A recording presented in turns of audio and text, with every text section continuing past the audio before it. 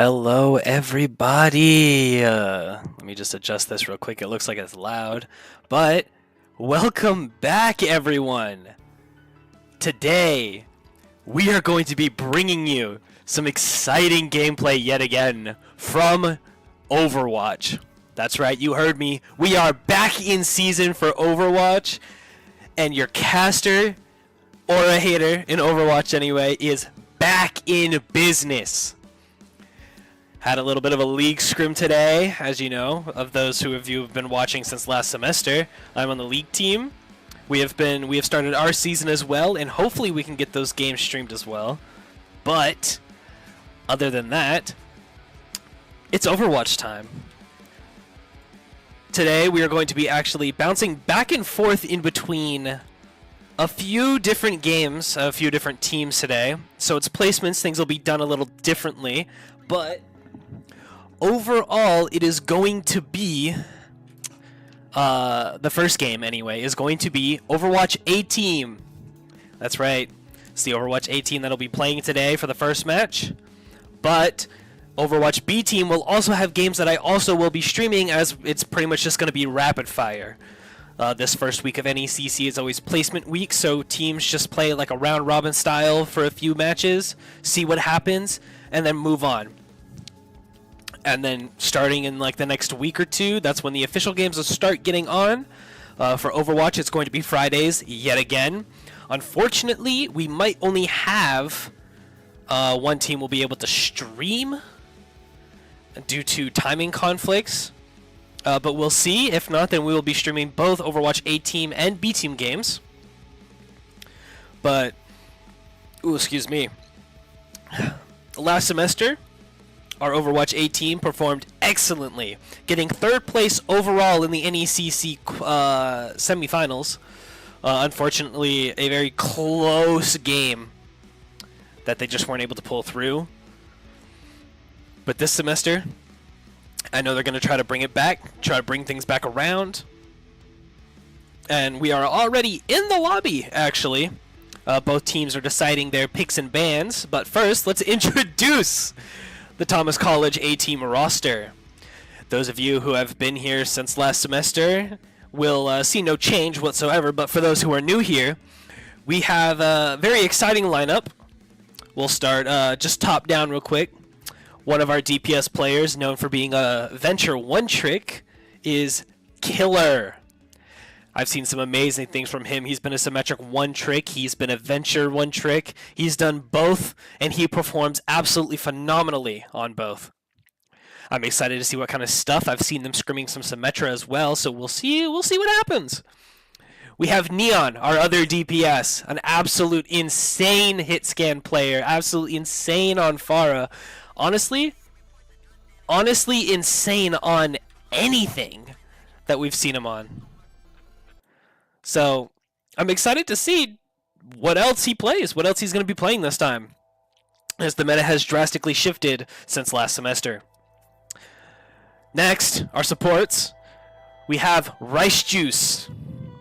Rice Juice has been a certified Juno player, has also been seen on other picks as well, but Juno's kind of been the big thing so far.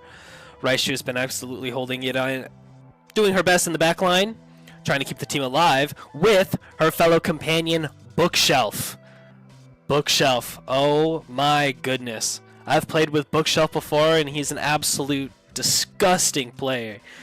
Good on every role on a few picks here and there. Played as DPS when I played with him, but now he's on support. Played a lot of Kiriko, a lot of Zen, a lot of DPS-oriented supports, you could say. And then finally, my main man, my main squeeze on the tank, Aquilian. An absolute Reinhardt Chad. Doesn't let anything stop him. But, unfortunately, Reinhardt is not what is meta. And unfortunately, the meta seems to be the new character that they added called Hazard. I personally have not seen any gameplay or seen anything about this character and what they can really do in a team setting like this, but I know that in Aquilian's hand, it's going to be disgustingly good. But that is our lineup. It's exciting stuff. Shout out to our coach TC Johnny. He's the one who handles all the Overwatch stuff. Putting in absolute work here and there for both A team and B team wherever he can, as that's his main focus. And then our head coach who kind of helps out with a lot of other stuff and a lot of other games. Phaeton is his name on most things. Also the GOAT. But yeah, that's our Overwatch A team. Right now they are going through picks and bans. And we are going against Redbird Academy as our first match. They've decided to ban the Antarctic Peninsula. A more common ban recently. Instead of Lijiang, a lot of teams go Lijiang. It's kind of an old one, kind of a classic one that people have picked a lot of. And then Thomas College also got a ban. They decided to ban Nepal. It's kind of an awkward map a lot of times, and I feel like with the current meta, it's probably not nearly as good as other maps. It looks like there's even more bans as well for placement. So we're going to see what Redbird decides to ban this time. The current lineup for Redbird as well is in the same order. We have Dr. Death and Carter on DPS, Destiny on tank, Sortex, and Clonkpog on support. Should be a nice match here. It's going to be crazy. It looks like it's a new rule, actually, for them to have a second ban. And Samoa is Redbird's second ban that's coming out. Another one that has been more commonly banned recently. I don't know if that's because of the meta shift or because of just the amount of teams that have been running it recently. Maybe wanted to take a break off of Lijiang. But it's always nice to see some new things. Currently it's being hovered right now on Ilios, so we might get to see some Ilios gameplay here. But it's hard to tell. A lot of teams will change it up. Just like I said, they just changed it up as I was saying that. Throne of Anubis is what's being hovered right now. Kind of more of a new map I haven't played on too much. As I said, I'm on the League team. I play that now. I don't play Overwatch. But I know, I'm excited. I'm excited to be back in casting. I love casting so much. It's such a fun little passion hobby of mine. I do, play League of Legends. I don't, I still play other stuff. I still do other things, but casting's one of those things I can always rely on at the end of the day, Go into the booth and get the stream running, get in the game, and just cast it. Bring this entertainment to you guys who are watching. So I know I'm excited. But it looks like both teams are kind of getting close to going in to... 1 second. Kind of close to going in. I was in the Discord call with them, but looks like we might be going in, so let's turn this music down real quick. Do this. And there's already a little bit of an error, but it happens. Beginning of the season. It's whatever. Now let's game capture. Properties. Specific window. It's capturing Valorant. We don't want Valorant. We definitely don't want Valorant. There we go. How's that looking? Here we are at Lijiang. I had all that talk about banning things because teams loved playing Lijiang, and yet here we are.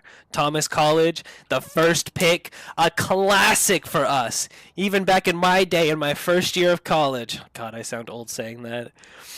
In my first year of college, this is a common map that we always went to. It's good to see that it's still something being picked and still something being ran by a lot of teams. 23 seconds on the clock till both teams start battling for the victory here in the placements. We see on Redbird's side, we have a nice little dive comp going on with an Ana Brig, Farah Tracer, and a Winston. Greetings. Very classic pick. Very fun pick as well. Dive can be very fun. And now, as we come out, we see Thomas College's side. We have Neon on the Symmetra, probably just for the TP out. Yep, going back into spawn to swap here. We have the Hazard. Let's look at Aquilian on this Hazard here. With a Venture, Kiriko, Lucio as well as a Genji as the second pick. Destiny already falling low. Aquilian trying to go in to try to find a pick. Has a lot of pressure here up in the front. Thomas already has the pressure here, 10 seconds to the point on logs. Redbird's just going to have to try to reset. We can see this Tracer on the side here trying to look for a flank, but Neon on the Soldier in here.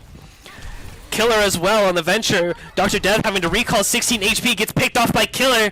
Absolute nasty on the Venture here, being able to solidify that flank angle, not allowing the Tracer to set up for a dive. And as Thomas starts getting the percentage on the point, you're going to see Neon getting tickled a little bit by Destiny here on the Monkey.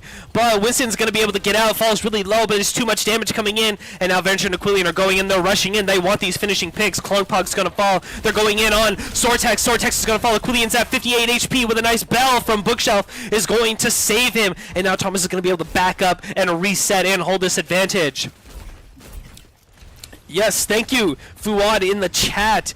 Special shout out to Bookshelf today. I'm not going to sing it, but it is his birthday.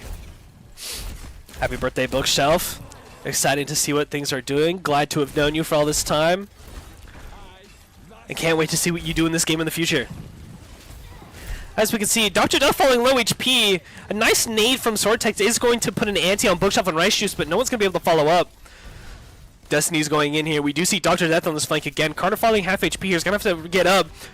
Bookshelf and Rice Juice finding a nice pick onto Dr. Death before the engage. Killer is a little low, and ante on a Bookshelf. Destiny's going to go in and try to find something. It's going to force the bell out of Bookshelf. Neon and Killer falling a little low, below half HP, but Carter's going to fall. They do nano Destiny here to try to make something happen. Destiny only gets booped off. We do see Rice Juice get booped off the map by the Leap for some reason. Aquilian's falling really low. They're going to rally to try to finish Aquilian. Aquilian's just going to jump off. The Nano comes off from Destiny. The excavation comes out from Killer. He's going to go in. He's going to try to find someone. The pulse bomb coming out is from Dr. Death. Isn't going to find anyone. He gets whip shot and Killer's going to fall. Clonkpog. It looks like Thomas might lose control here, but Bookshelf and Clonkpog. I mean, Bookshelf and Neo coming in, actually finding a couple of picks before getting picked off themselves, but it's not going to be enough for Thomas to bring this point back. And that's going to be it. Thomas is at 82%, going to be able to get that flip. Thomas already back on the point, though, here with a rush and the overclock coming in. Destiny's going to fall immediately. That's the tank for Redbird down. Carter's going to have to look for a barrage here to try to keep it up. We do see all from Aquilian coming out. Clonkpog trying to run away, trying to get to that Mega, isn't going to find it. The Justice coming out, the raining down from above, the Death Barrage, whatever you want to call it, isn't going to do any damage except for poor Rice Juice absolutely getting melted by the barrage. Couple of swaps coming out from Sortex and Clonkpog, trying to take a little more aggro here. Clonkpog trying to hit a rollout, isn't going to hit it just right. It's going to be Destiny who's going to try to go for the touch here. 93%, it looks like they will get it. It's going to be a final point. The wall up there from Aquilian is going to keep it up, but it's not going to be enough. 98%. We do see Destiny get on the objective, bouncing around, Bookshelf running around, trying to heal, trying to keep Neon alive, looking for this Tracer, trying to get a nice headshot. Look at the aim. Neon get a nice right click on him. Thomas is on the point here, contesting. Destiny going in, having to primal, trying to use what they can. Raishu's using the beat here. No other ults for the side of Redbird. It's going to be a little sketchy because they do have the beat.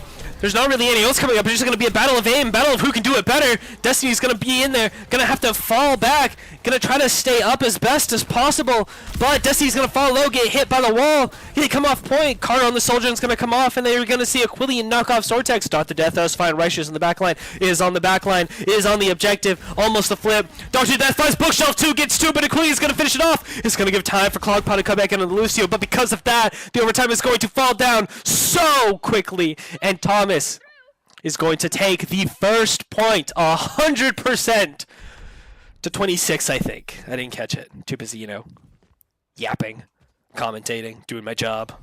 I say job like I'm getting paid for this, but I'm not getting paid for this. Like I said, just a hobby.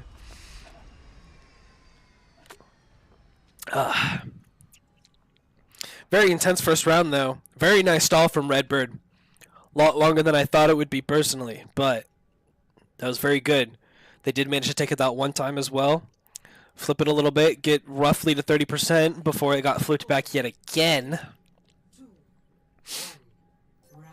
So, we're going to see if maybe they can pull something out yet again on this test objective.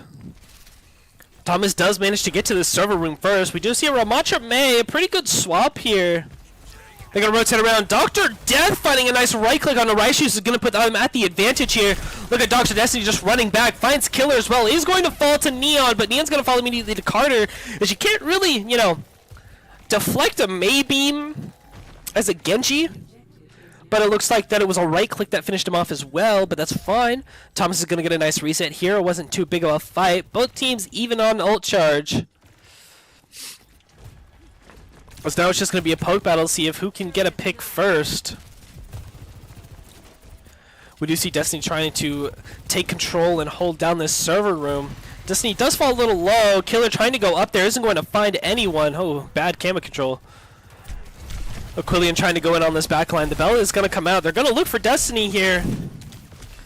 Not really going to get anyone. Neon's going to fall yet again. Maybe the Genji's just not the play. Aquilian trying to sustain, trying to live. It's going to be Raishus who falls next. But Carter actually finding insane picks. Killer in the backline, though. What is he doing? Hold on a minute. Let's go over here, see what the assassin can do. He's just hiding back here. They're going to go challenge him. He's going to go down. He's going to try to find Sortex. He's just going to keep distracting them, trying to just do what he can. He's going to come up here. He's looking for something. He's going to be able to dash out. This is what I mean when I say I'm excited to see him on this again. Destiny coming in. The wall comes up. The side of the vector coming out. Destiny's going to fall before it comes out, though. And now they're down a tank. Destiny almost had ult too. It's just going to be who can do what they can. And now the ult coming out from Aquilian isn't the best. It does get to Juno though. Sortek falling immediately to that with a nice headshot. Bookshelf finding two. The birthday boy having that birthday luck with the headshots. Is it luck or is it skill? Who knows? I know sometimes it just isn't luck for him. But regardless, Thomas College with a nice fight is going to capture it 74% to 0 and start working on their comeback. Thomas is going to be at a slight disadvantage for ults. And this Genji has not been working the greatest, but they're going to go look for Venture. Venture on the sideline there, Killer. They're going to have to rotate here. He will get out.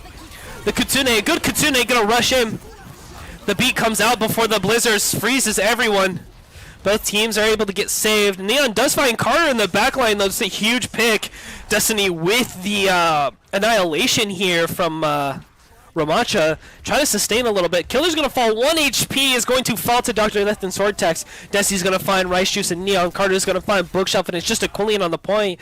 And only 41% here when Thomas loses control of the objective. And now Thomas is going to be down, and we're going to have to see what they can do. They're going to get held here at this little choke point. It's going to be hard for them to get through, especially with no ultimates. Aquilian goes in, gets walled off. They manage to shred it really quickly. Dr. Death with the overclock trying to find picks where they can. The ring coming out as well to speed them in. Carter finds Killer. It's going to be hard for Thomas to do anything here. They might just lose this round here. 96, the wall coming out. Aquilian tries to go for it. Climbs up the wall. It's going to be Rice who's trying to go in. Neon does find a pick on the sword tech, but it's not going to be enough as Thomas will lose this server room objective and bring the first map 1-1. Impressive stuff there from both teams yet again. Redbird's just taking the W on it immediately. Overall, Thomas unable to get their foot through the door for more than a few seconds before Redbird just kicked it back out. But that doesn't mean they're out of this yet. They still have plenty of time, plenty of opportunities to turn this around and bring it to a 2-1 victory on Lijiang. So let's see both teams coming out here. Oh goodness, the yawning. Not what I need. We do see a little bit of a call switch from Thomas College here. They are opting to go for a Malga Reaper and Juno, I had to remember her name, Aquilian going in. Bell, it's going to be a little close here. Both teams equal out. Killer going in, trying to look for something. Neil going in on the flank here. They see they're trying to keep him alive. They do manage to find him. Aquilian is also going to fall as well. And it looks like Swordbirds, the Redbirds, not Swordbirds, my bad, that's Sortex, is going to be taking a little bit of advantage here. As Killer's just going to try to go to the point and fall. They do manage to find a nice headshot onto Carter. Bookshelf with some clean aim here. But it's not going to be enough as both teams are going to come back. Neon is switching to the Pharah, and we see a Symmetra swap. Oh god, if I could stop doing that, that'd be nice. It really interrupts my casting. Aquilian going in here on the dive. Carter's going to be a little bit of a slow back. Maybe they can look for something. They don't have this May wall to worry about. Both teams going in, Killer in the back line. Carter does find Rice Juice, though, who's a little out of position there, it looked like. Both teams going in and around. Dr. Death, they go in with an aggressive beat on the side of Redbirds. Carter does follow, didn't get the beat. Aquilian having to pop the overdrive, the little cardiac thing that Malga does. I don't even know what it's called. He will still fall, though. Neon able to get a nice boop onto Dr. Death. Thomas did get the flip there to 13%, But it's going to be a little rough as Neon, without any HP, is going to fall. And now, Killer in the back line. Bookshelf gets a nice pick on a sword tech yet again, able to find these crucial picks that should give Thomas the advantage, but they're unable to find anything as Killer gets stuck in the back line without that TP. Destiny's going to fall as now the Kitsune Rush comes out. Carter able to find Bookshelf. We do see the overclock coming out from Dr. Death as well. Satellite Vector from Reichers coming to try to secure this. They do find Dr. Death, who didn't get any picks, and Clonk will fall as well. You could argue that maybe the satellite vector wasn't needed there, but it definitely helped them secure the point. And if you're Thomas, that's what you need, is you cannot allow Redbird to secure any more objectives. You need to try to build some percentage here if you're Thomas. Now if we look, we can see Neon going for the classic Neon flank here. Let's quiet it down a little bit. He's going for it. Look at this. Look at this absolutely beautiful flank. Look at that double kill. Absolutely amazing. Would have been more, but they were able to sustain it. They managed to get the flip, but it's not going to matter for too long. As Klongpong's going to boop off Killer here. As we keep watching Neon, he's going to find another. They somehow managed to still find 2 picks onto Thomas College. That should not be happening. And now, Redbird has such a huge ult advantage here. They're coming back to this fight with 4 ultimates. 1 defensive, 1 offensive and defensive, you could say. And they're using the satellite vector immediately. The cage coming out though from Aquilian, and by the eye of Agamotto, he puts him in a cage and is trying to beat on them absolutely, but it's not enough. There's so much damage coming in that he can't handle it. And as Dr. Death and Destiny run in there and take out Thomas College, they're just going to be forced to back up. 63%. They have to give it up. They have to wait for their tank to be back. Killer trying to survive a little bit, trying to get out. The Annihilation comes out from the Ramacha here from Destiny as they're just running in. They're just running over Thomas College. 1, 2, 3, 4. Neon trying not to make it a 5th is going to hide and spawn. 84% in climbing. Can Thomas bring it back? Klongpog's the only one with an ultimate. They're almost to an overclock as well, but we do see Neon coming up with this barrage. Bookshelf does have this Kitsune and 20%. Rice Juice has this satellite vector and 20%. You gotta hope they can do something. Both TPS going for a back cap here. Carter's going to be one that contests. He's going to go around, going to go over, go through the window, going to look for it. Does almost find Klongpong before the beam comes off, but it's not enough. As Killer's going to fall to Dr. Death beam.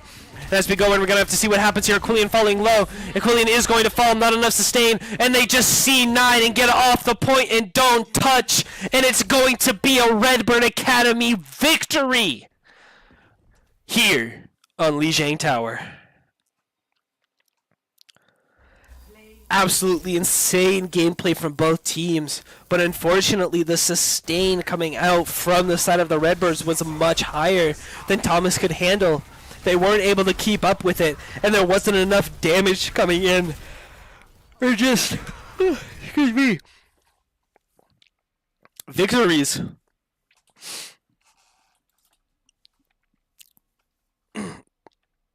So we have just, let's just get rid of some things here that we don't need.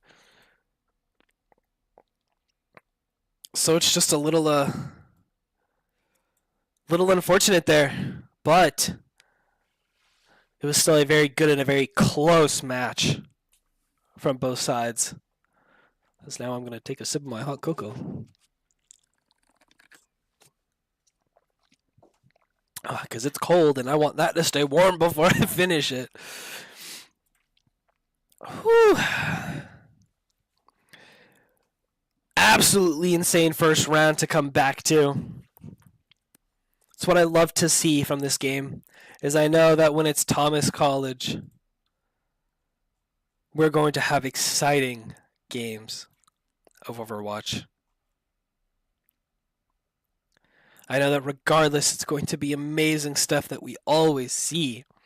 Speaking of, let me get some tunes back on here. You know me, those of you who have watched the stream before know that I love to play my tunes.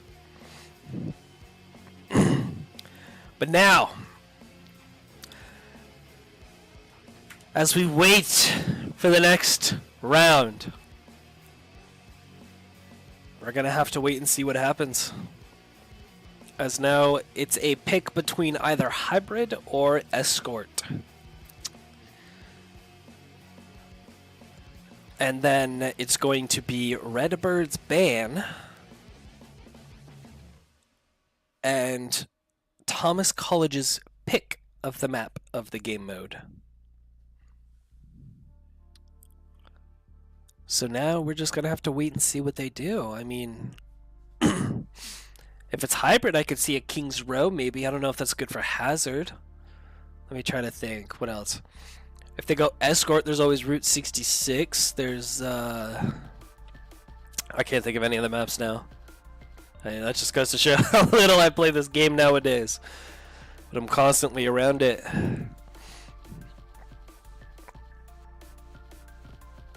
Anyway, how are you guys' days doing? It's been a while since I've been able to cast for you guys and all the viewers out there. I'm glad you're all here. I love seeing the support for your respective sides. Of course, right now it's all Thomas, but hey, who knows? If there's some from Redbird, please share some support for your teams. And it actually looks like it was the wrong rules that were read off. And it looks like Redbird bans a push map.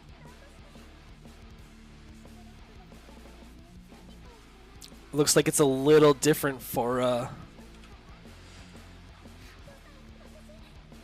let's skip this one. It's like it's a you know, let's go to this album. This is a good album. This is a classic one. But it looks like they're just trying to figure out some rules, as there could be a lot of rule changes in between seasons.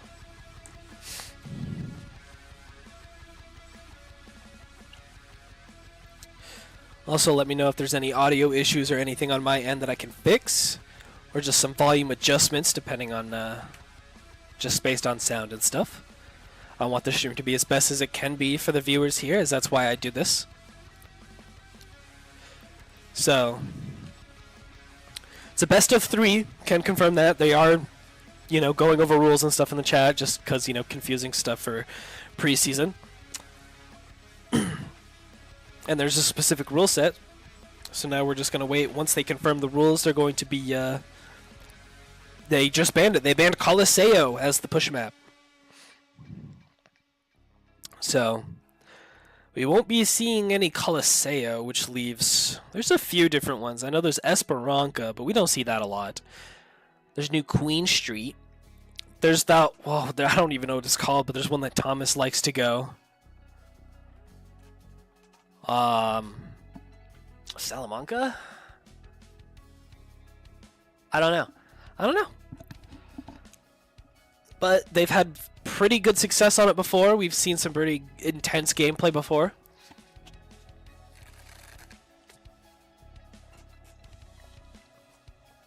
And now I believe it's going to be Thomas's pick for which map we go. And then if Thomas wins this, we'll be going to a third map. And if Redbird wins, then we go on to the next game. I believe most teams do 2 games. And then that'll be it for preseason. They could do 3 games, though, if they win another one. I think it's if they lose 2, then they are done for the night. But it looks like we're not going to have much time, as both teams are running it up. And it's Runasapi is the map that I was thinking of. So it's going to be Runasapi that we see as we go back into the game. This is the map that we are going to.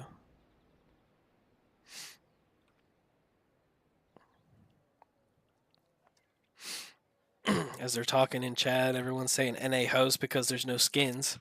Everyone loves their skins in these games, so we're just going to have to wait and see what they do. As now everyone's saying NA host, but I don't think that person cares, honestly, as they haven't done anything. So, as both teams are in spawn here, some interesting comps for both teams. Like, I'm gonna Just in case. I know Rice Bean can say some diabolical things, so I'm just going to mute that real quick. But we do see not really a huge difference from the side of Redbird. Pretty similar stuff. Really only one change on both teams here. Just Aquilian on the Orisa. And... oh goodness. I pressed a button.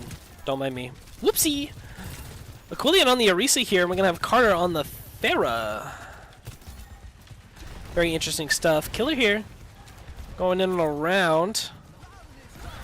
The Amp comes out. They are looking for killers. Not going to find anyone. Both teams just kind of fighting here. No one's really got the lead yet, but it looks like it's a little close on both sides. Pretty even. Sortek is going to follow to a nice right click by Neon. It's going to give Thomas the advantage, and now because of that, the main healer is down for Redbird, and they're going to be forced to back up as Dr. Death is falling low. They're just going to be forced to run away here. Kite back so that way they don't lose too many, and they can get a nice quick reset here before Thomas gets too much push.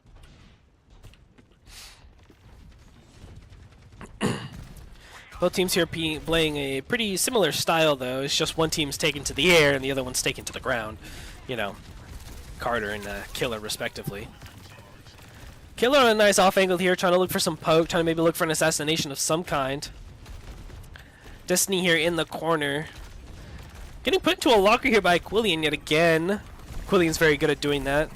Done it so much. As Killer now has free open angle onto Dr. Death. It's going to go in. Neon does find Carter with a nice right click.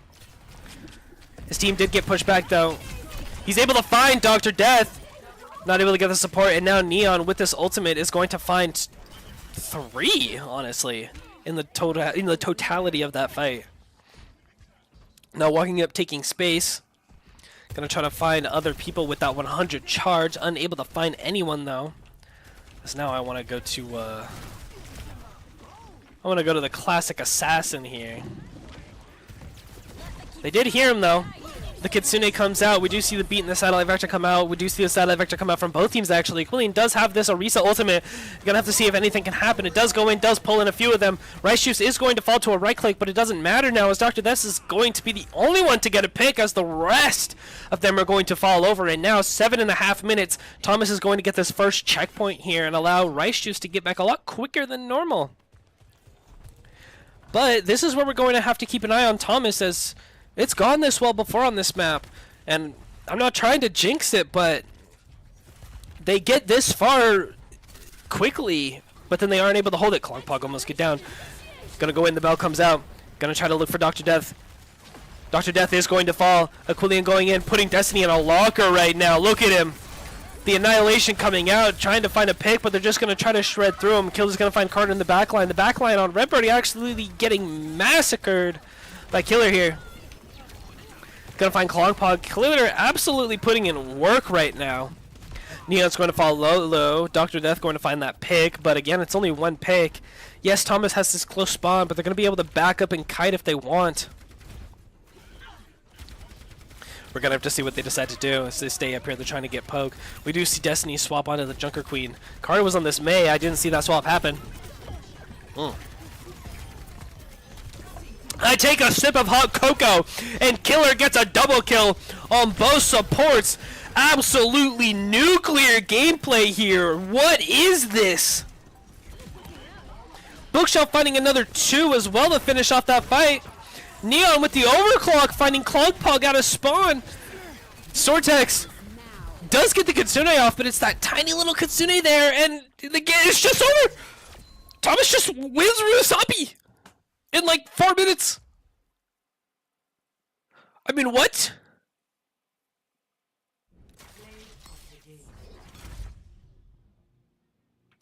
Like,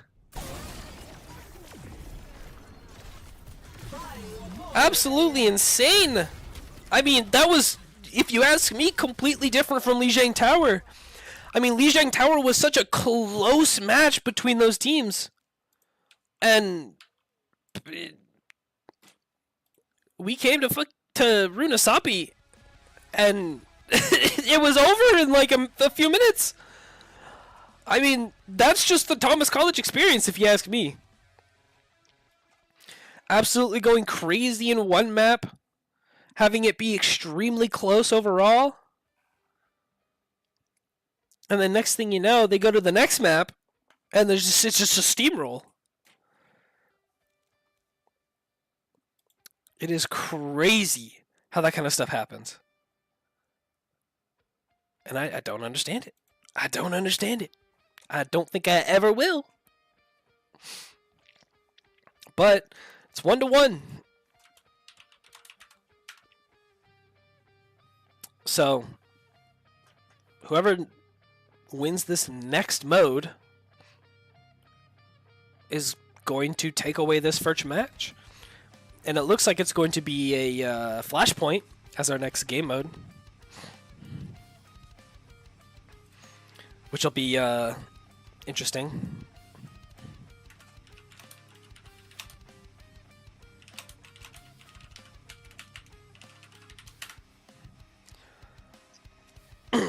As we go to Suravasa.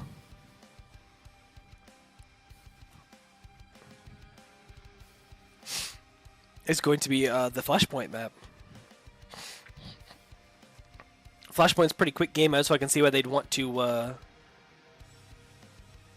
last for preseason, I guess. Oh my goodness. I love this cold weather so much. And by love, I mean hate. It makes my nose stuffy and everything, and it's just, it's so annoying.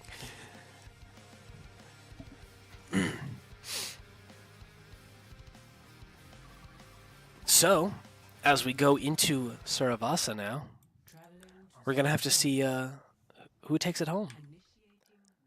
Now let's go in-game. And here we go. Looks like this first point is not going to be that. I think that's just where it puts us. First point is always the same. Always the same. So you gotta wonder now, what are they gonna do here on Flashpoint? Are we gonna see more of the Orisa? Are we gonna see the Ramatra from Redbird? Are we going to see Hazard?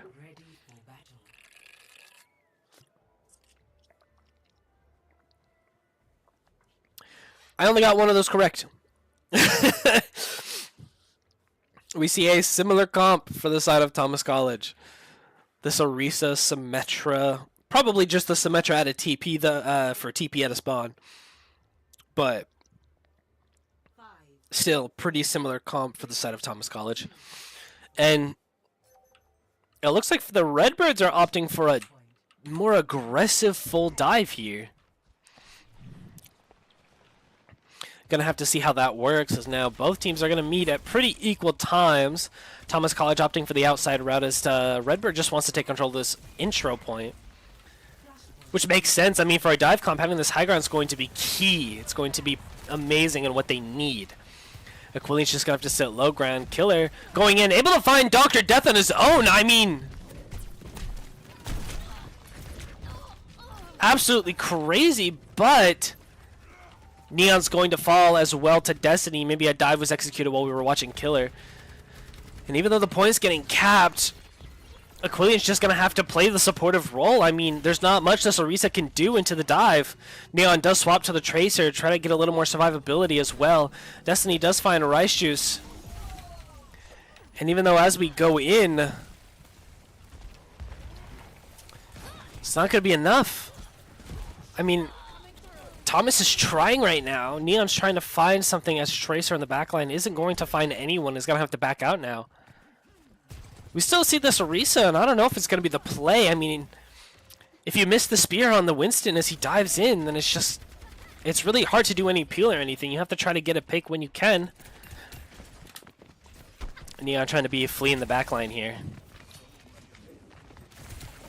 Trying to find this Lucio. Destiny does fall low here if you look at the health bars. The rush coming out from Sortex, not able to be matched. We do see Carter get picked off. The excavation coming out from Thomas on Killer. Killer's going to find 2. He's going to go in for 3. Trying to get 4 now as it's just Sortek. Neon's going to steal the 4th kill from him. And Thomas will get control of the point right as Redbird gets 80%.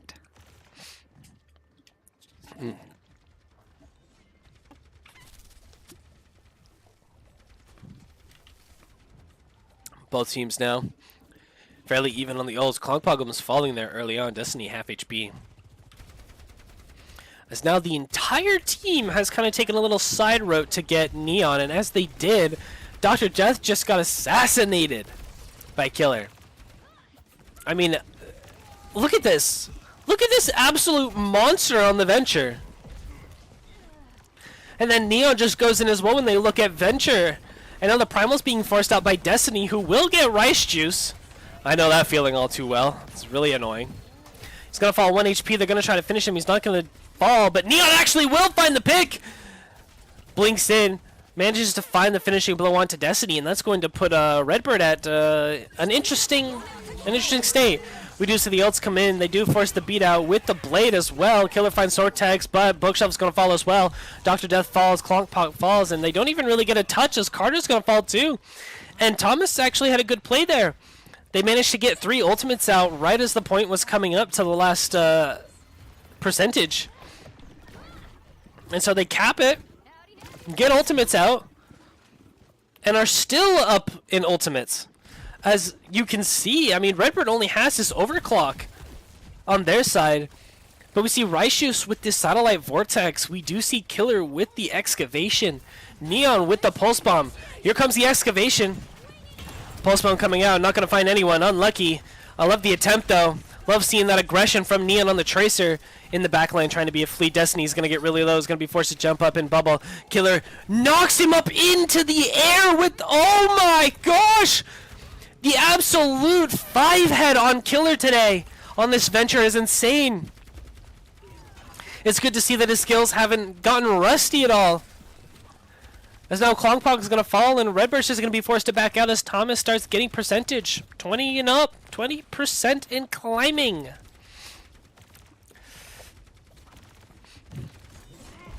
They're going to go in. Destiny gets control of this high ground. We do see a couple of ults for both sides. Neon already halfway to another pulse. Satellite Vector coming out. The rush coming out from Xortex.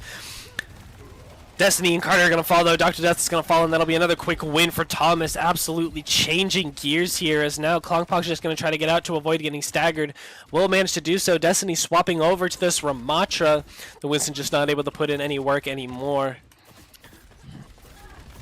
Actually switching over to match the Orisa. This could be what they need. Orisa has just been so dominated in Quillian's hands. Now they're going to try to match it. Dr. Death going in, the ult coming in, trying to get them, trying to finish them off. Klongpog is going to find Rice Juice in the background. They do manage to find Dr. Death, and Quillian just body blocking Destiny from being able to get out. Bookshelf's going to fall the Carter, and the Pulse Bomb comes out onto Klongpog. They're all going to be able to find the pick, but it's going to be Carter on the Genji. He's going to go in onto the point to try to stall, trying to get that overtime going. Going to fall immediately, and we do see the swap onto Tracer from Dr. Death to try to get back, but it's not going to matter. It's already 0-2. Both teams are going now. You got to wonder where it's at. It's probably at this bell, I'd imagine. Oh, it's a garden. Oh, so it's all the way across the map, and it looks like it might be Redbird who gets there first and gets control. It will be. Thomas is going to have the disadvantage here. But they are pretty even in ultimates. Recall coming up from Neon. Killer's going to have this excavation. Let's spectate him. Going after this Tracer, absolutely no hesitation. The Lucio does come over here to try to help. Isn't able to get there. They do all kind of rotate off of this objective. Sortex is going to fall in the main team. Desi is going to fall as well. Absolute damage coming in from the side of Thomas College onto the main front line. Just onto the team in general. And without even really spending any ultimates, actually they did spend the Kitsune Rush from Bookshelf. But that's it. That's all they had to spend to get control of this objective. We do see a couple of ultimates for the side of Redbird. This Genji Blade, ooh, Dragon Blade's going to be a little interesting. This duel happening on the flank here between Dr. Death and Killer. Who's the one who can handle the death better? Is it going to be the Killer or Dr. Death? Which one is going to put the patient down first? Oh, don't ask me. I ain't a doctor. As now they're both going in. We do see Clonk on the side with an aggressive beat and blade. The TP coming out there looking for Bookshelf. Dr. Death does get hit by the excavation. Killer and Bookshelf are both going to fall. And if you're Thomas, you might just call just no ultimates, as Aquilian's going to fall here in any second. Rice Juice just on the flank trying to find a pick. Isn't going to find anyone. The pulse coming out onto this, and he gets him half HP. It's just Rice Juice and Neon trying to stall, trying to get it back up as high as possible. 93 and climbing. Can they get it to 99? 8. Almost to 99, but that's exactly what you want if you're Thomas, to get it as close as possible. They just need one fight win to get this, to seal the placement matches and to move on to the next game. Now they're opting to take control of this height. Let's look at Aquilian here, almost with this result. They're going in. Silent Vector coming out from both sides. They're just matching. Kind of an interesting play, interesting call. Don't know if that's the call or the play, but Sortex gets caught a little bit in there. As Aquilian goes into the back line, they're trying to get away from Destiny's ultimate. 3 of his team members do fall, and he is going to fall as well. Neon does manage to diff Dr. Death on this Tracer, but it's not going to be enough, as the rest of his team is not going to be able to follow up to help him. And as it gets to 60%, you got to wonder if Thomas is going to be able to cleanly end this game out, or if they're going to have to go to another little round here, another flashpoint. Oh my gosh. Thomas College opting to go into a different way, not going to take control of the stair. Destiny here is going to try to play at the side. The pulse bomb coming out from Dr. Death isn't going to find anyone. You need someone to look at Death. Bookshelf absolutely destroying Dr. Death. They do find Sortex as well. They're already up numbers.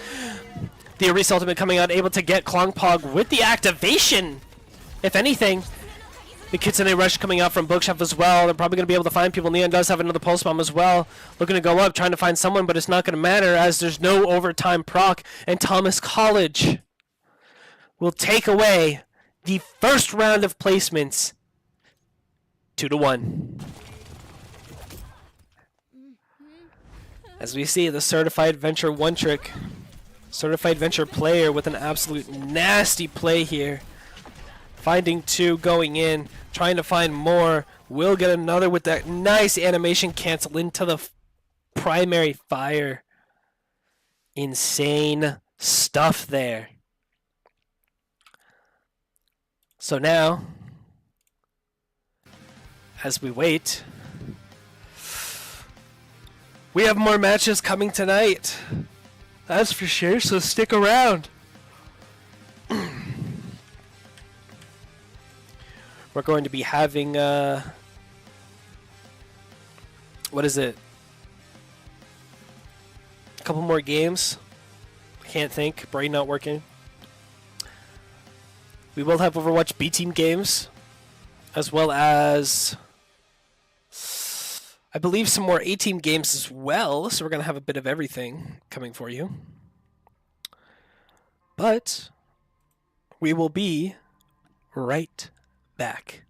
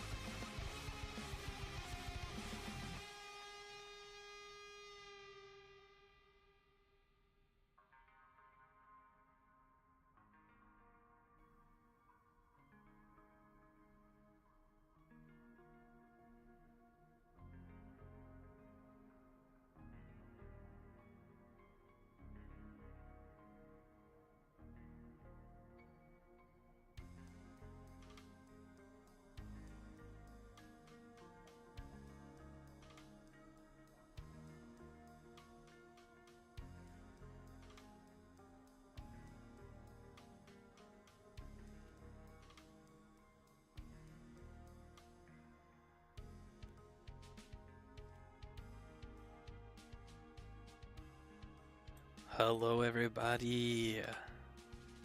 It's only been a few minutes, but I'm going to come back now as it's 8 o'clock.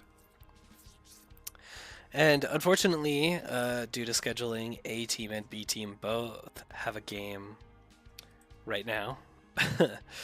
But we are going to be streaming the B team game and introduce them, show them off a little bit, and then we'll be streaming another A team game at 9. But it's going to be the same thing as before, where it's going to be a best of 3 with, I assume, what was it? What do they call that mode?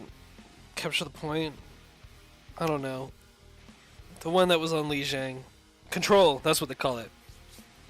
It's going to be control into push into flashpoint. But this time we are going to be using, streaming, if I can get my words correct, the B team's game instead. So, I hope you all are excited for that, as I know I am. I know a lot of people like to see our A team play, but we also have to show off the B team, as they play and work just as hard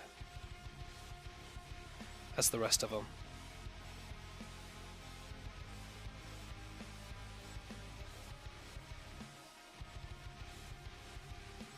And we do actually have some more new players as well for the B team.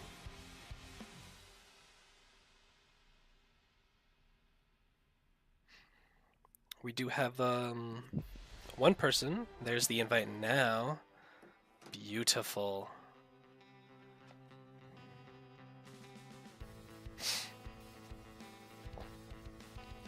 We do have a, what is it?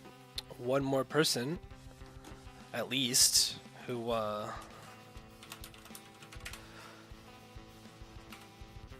on a second.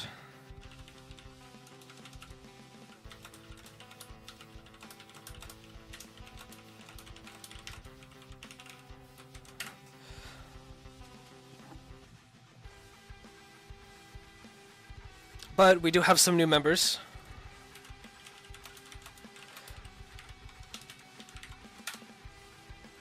Both gained and lost.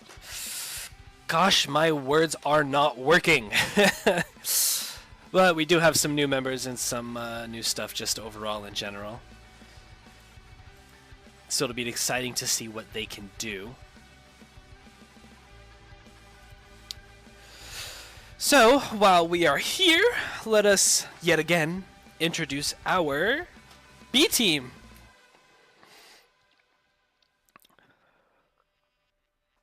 First, I could tell you one that I do know, as they are still setting up the lineups. We have Playmaster. Playmaster is a support for Thomas College B team. Plays a lot of Baptiste, has played some Kiriko as well, I'm pretty sure, but Baptiste is like his signature pick. Seen some absolutely crazy stuff on that. Fuad. What a guy. You probably saw him in chat earlier saying it was Press Bookshelf's birthday. But he is also on the B team.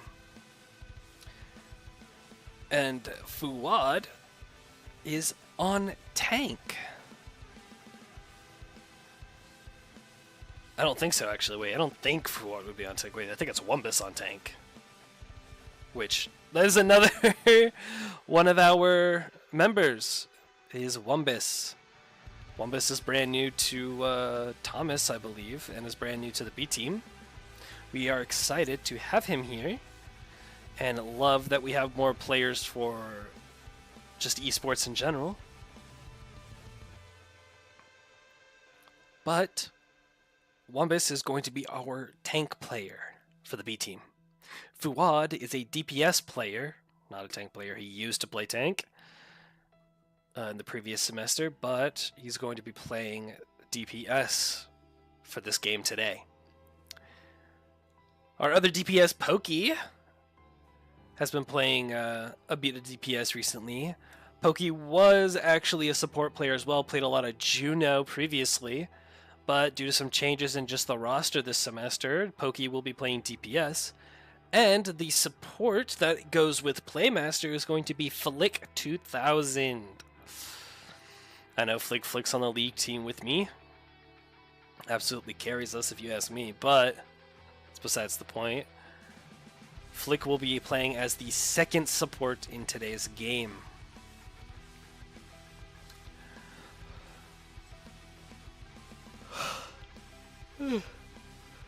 Currently, they are waiting on someone who is stuck in traffic, but they're joining, apparently. So I don't know if they're stuck in traffic or they're joining. Apparently, they cannot tell. So we're going to have to wait and see what happens.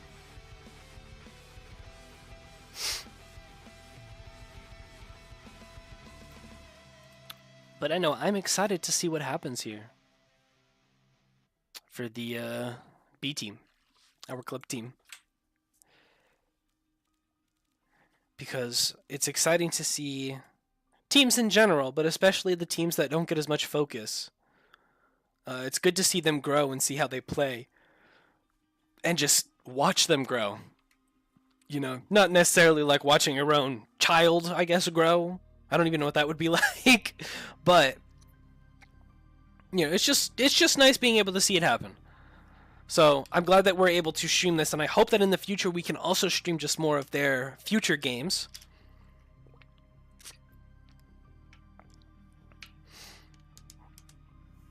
And hopefully there will be no scheduling conflicts with that.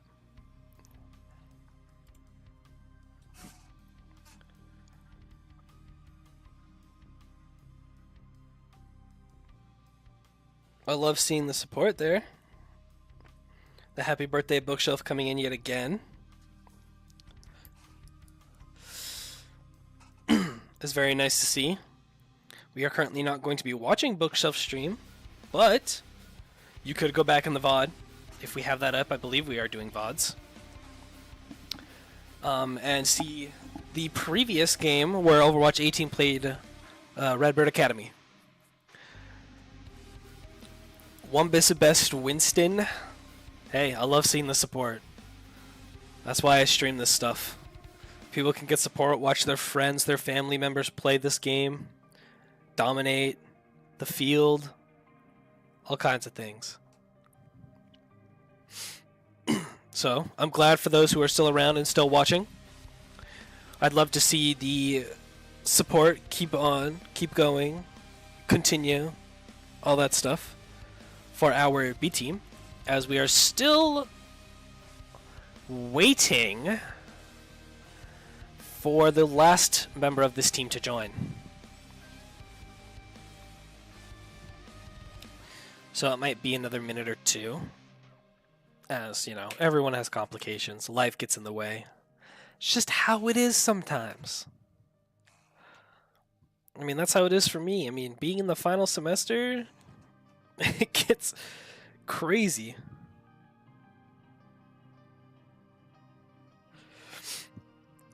But I'm excited nonetheless. I love to try to make as much time as I can in order to stream these games, bring this stuff to you guys. Just do the best I can.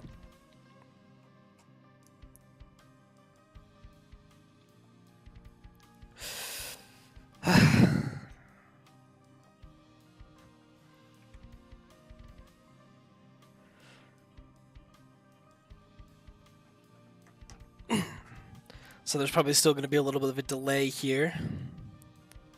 I apologize for that. But like I said, things happen. So just kick back, relax, enjoy the tunes. Put on your own tunes if you want, I guess. Do your homework, do some chores. I don't know, do whatever you want to do to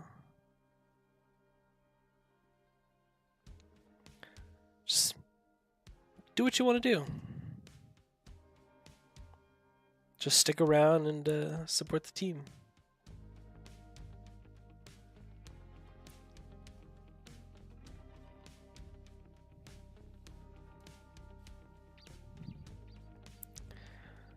Who knows?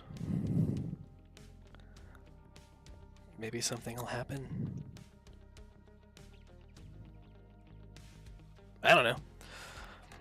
But it looks like they are currently working on joining. And it looks like we might be able to get into this in just a couple of minutes.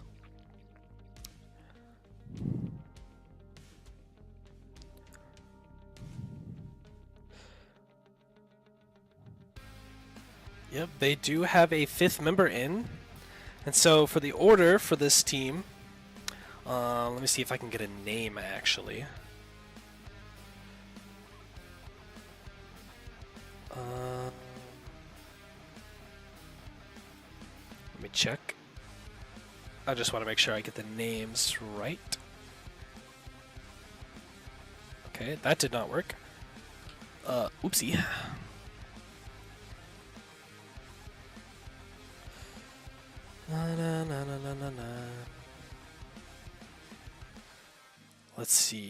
Let's see.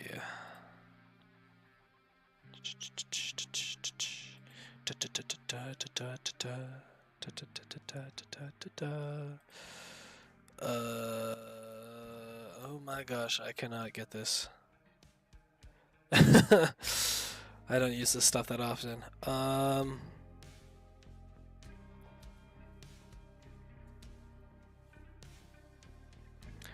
Looks like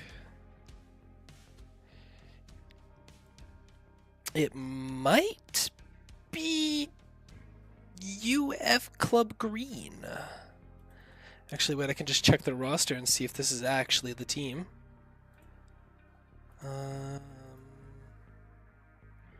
Maybe? Oh gosh. I don't even know. Both teams are doing picks and bans though. Yep, this is the team. Okay, so it's Thomas College Red against UF Club Green. That is who we are facing today, B team versus A team.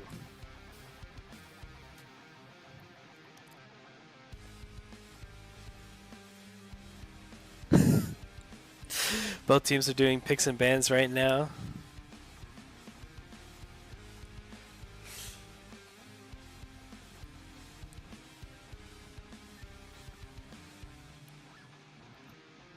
So, as we just keep waiting, I guess. A lot of things are happening right now. Sometimes it can be slower. But that's fine. That's how this goes, you know. You gotta stick around and support them still.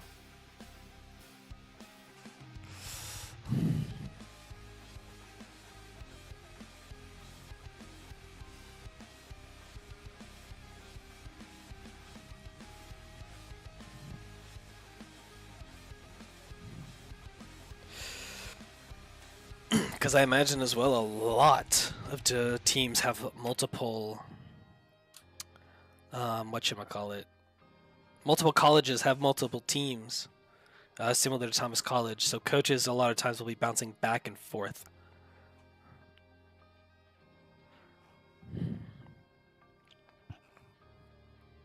So it can be a lot harder, especially for these B teams, to find their way through and get through these matches.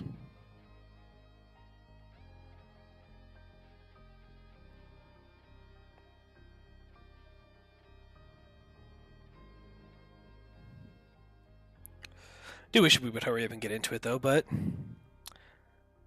can't really do much.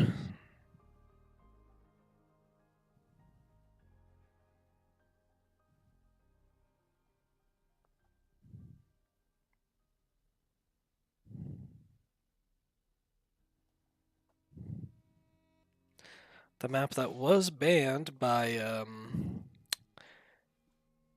University of Florida was Antarctica, similar to previously, apparently.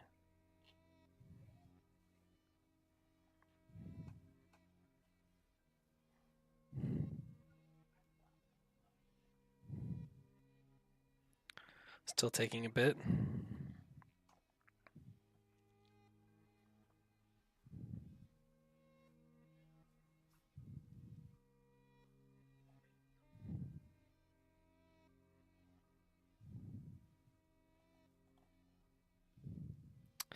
This is really taking a bit.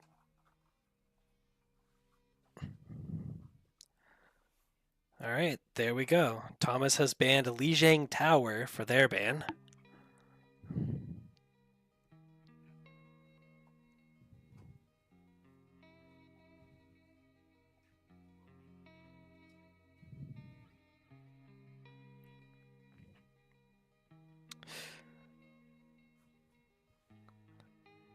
So now I think it should be UF's ban, whatever that is. Now that I think about it, I wonder what Thomas is going to play here. Because I do know a tiny bit about Wumbus, and Wumbus, as you see in chat from Obsidian Snake, is the best Winston.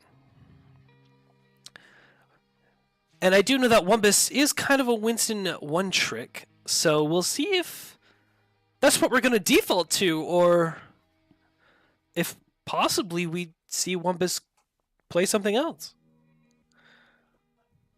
So it's gonna be quite interesting to see what happens here. I wonder what both teams are gonna run, because a lot of the times when it comes to these B teams, a lot of it can be comfort picks instead of what's meta.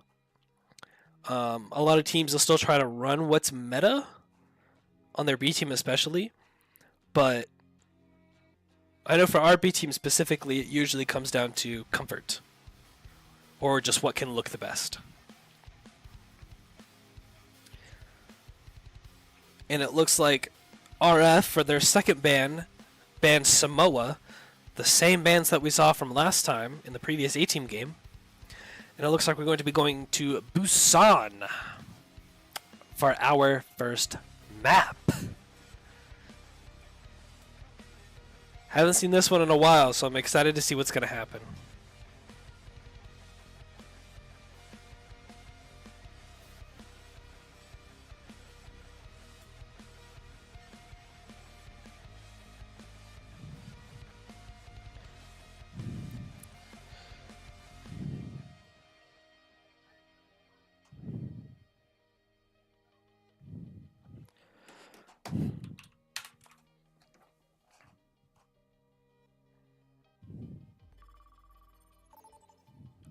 All right, after waiting for so long, we are finally getting into the game.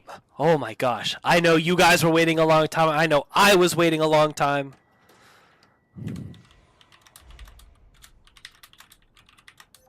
Okay, there we go. Just making sure. Gotta help them out in case they need it.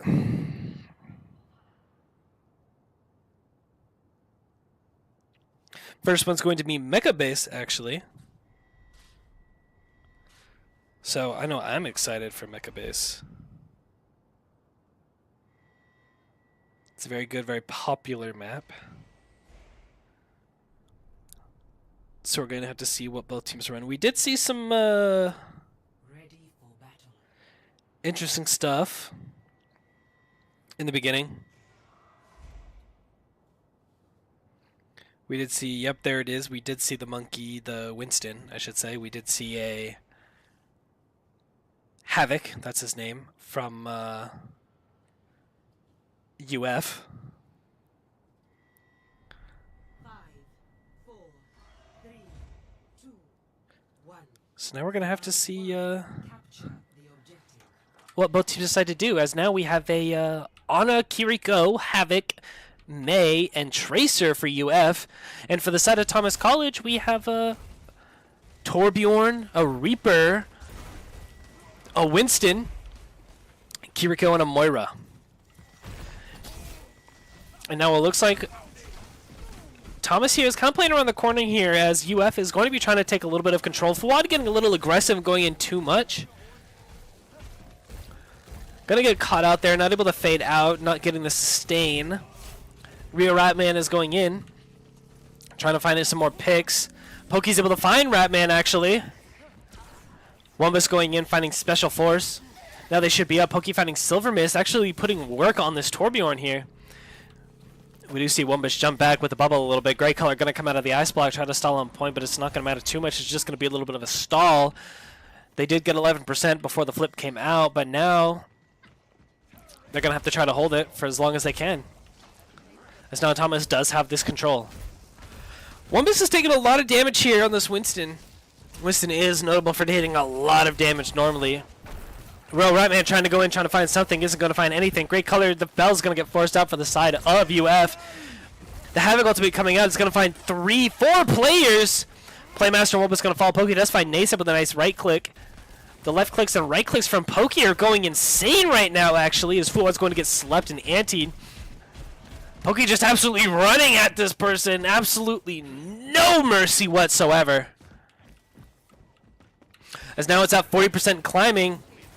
Both teams pretty even on ultimates with a slight advantage in Thomas College's favor after the Havoc ultimate came out.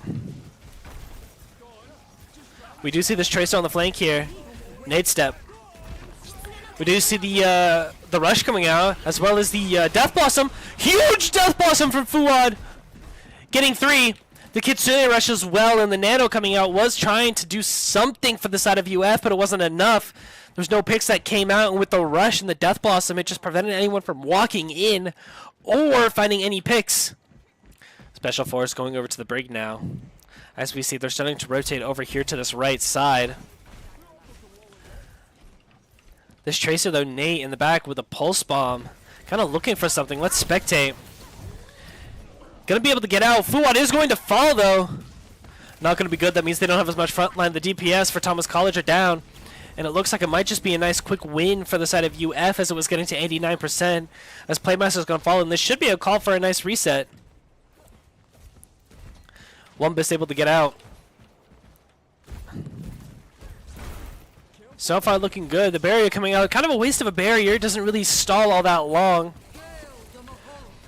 The Coalescence coming out from Flick here. The Bell being forced out. We do have the gray color with the May ult, the Blizzard, and the Havoc ult coming out, finding 1. Nate will fall to the Coalescence. Wumbus absolutely 1 HP is going to find great color, though. Has the Primal. Real Ratman's going to find Playmaster. We do have just the 1 support. It's going to be a little interesting. Both supports up for the side of UF, as though Real Ratman's able to get out and live, able to jump around and get absolutely just out of trouble. Havoc seems like an interesting character, that's for sure. Excuse me, as now Thomas is going to go on to the point. Special Forces going to fall. We do see Ratman trying to go in on the back line, but with only 1 support, Grey Color's going to have to go into the block. Silver Mist is the only support for UF. Real Ratman's coming in. Special Forces head rally. We're going to have to see a pulse from Nate come out if the UF wants to stay in the fight, as Real Ratman's going to find a pick. The recall coming out from Nate. Nate's going to have to use this pulse bomb, make something happen here, try to find a pick. Maybe hit it onto Wumbus. Has to go on someone. 94%, 95. Grey Color forced to use block again as the Brick tries to go on point with an ultimate. Isn't going to find anyone. Nacep throws it out, trying to find someone. Gets Pokey in. Wumbus down half HP. Silver Mist going on to the point, but the turret from Pokey is doing so much damage. Fuwad finds a finishing blow on to Grey Color. The rush and the Death Blossom coming out as well from Thomas College is going to secure this first Mecha Base objective for Thomas College.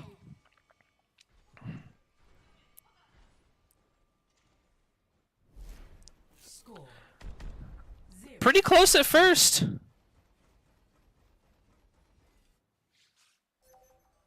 Ready for battle. Pretty close fight between both. Pretty good. I mean, in the beginning, Thomas was a little rough. They kind of weren't able to do anything. Fuwad on the Reaper getting picked off early is not what you want, as that's like your secondary front line after Wumbus. And I mean, Pokey to an extent as well. But without Fuwad, you don't have that frontline pressure on the Havoc, and it's kind of hard to do anything, so they just had to wait. But they only had to give up 11%. And as we come into this next objective, we do see a similar comp, just with a Cassidy swap. And then no changes for the side of Thomas College as they get set up here. Opting not to go for the Shrine Room up at the top of the stairs, but just take control of the point directly. Wumbus here does get walled off here. Is kind of in a dangerous predicament. Is able to get over the wall with a nice leap. Pokey's going to fall a bit. Cassidy putting in a lot of work here. Fuwad's going to be forced to use a Wraith Step to get out. Fuwad's going to get double dinked by the May Icicle Blast. And it looks like, even though Thomas does get this, looks like it's going to be just a mirror effect of what happened in the previous round. It's just, instead of Thomas having to fight back at 11%, it's UF who fought back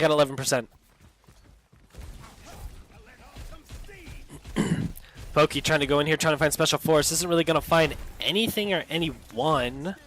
Really, Wumbus is getting a little low here against this block. They're going to have to try to put some more pressure onto this Havoc. Maybe try to look for a nice flank angle as Fuad needs to get sustained back up. Bell coming out from Playmaster. It's kind of just a stalemate. Wumbus makes the call to go on to the Cassidy, but all alone, it isn't enough. No one's able to follow up. Not the greatest play, and now they're down to their main tank. They're going to have to just chill, as now the rest of UF is probably going to try to look for some picks here. That's what I would be doing, but now, if you look at the ult differential, I mean, UF has such a massive advantage here in terms of just ults. The ultimates are absolutely crazy. They could just stall this out forever. 50% for the side of UF. Here comes the Havoc ult. It actually hits no one. It's a complete whiff. Rush coming out from the side of Playmaster. The rally coming out from Special Force. We do see both ults coming out. It's going to be a quick fight back and forth. Grey Color's going to follow the rush coming out from Silver Mist. The Coalesce is coming up from Flick. Wumbus is going to fall 1 HP. Nace up with the High Noon is going to find a triple after finding Fuad. And that's all they need to hold down this objective. 74% in climbing. And we need to see if they'll be able to get this objective back. Who knows? They do have a primal for the stall, but Grey Color does have this Blizzard that's going to allow for a lot more stall than a Blizzard. Fuad with a nice Death Blossom in the back. Doesn't really find anyone, but puts a little pressure, makes him back up. And now as they're down 1 DPS, Grey Color with the Blizzard coming in. Gonna find Wumbus in the Primal. He is on the objective though, so they're not gonna C9 because of it. Pokey's gonna fall after Playmaster. Flick's gonna get a little poked out in the back. Grey Color's gonna get a triple for himself. And now as it's just Wumbus on the objective, there's not really a whole lot he can do as he will fall as well. And UF will take this objective in a similar fashion to how Thomas did in the first round. And we will be seeing an overtime.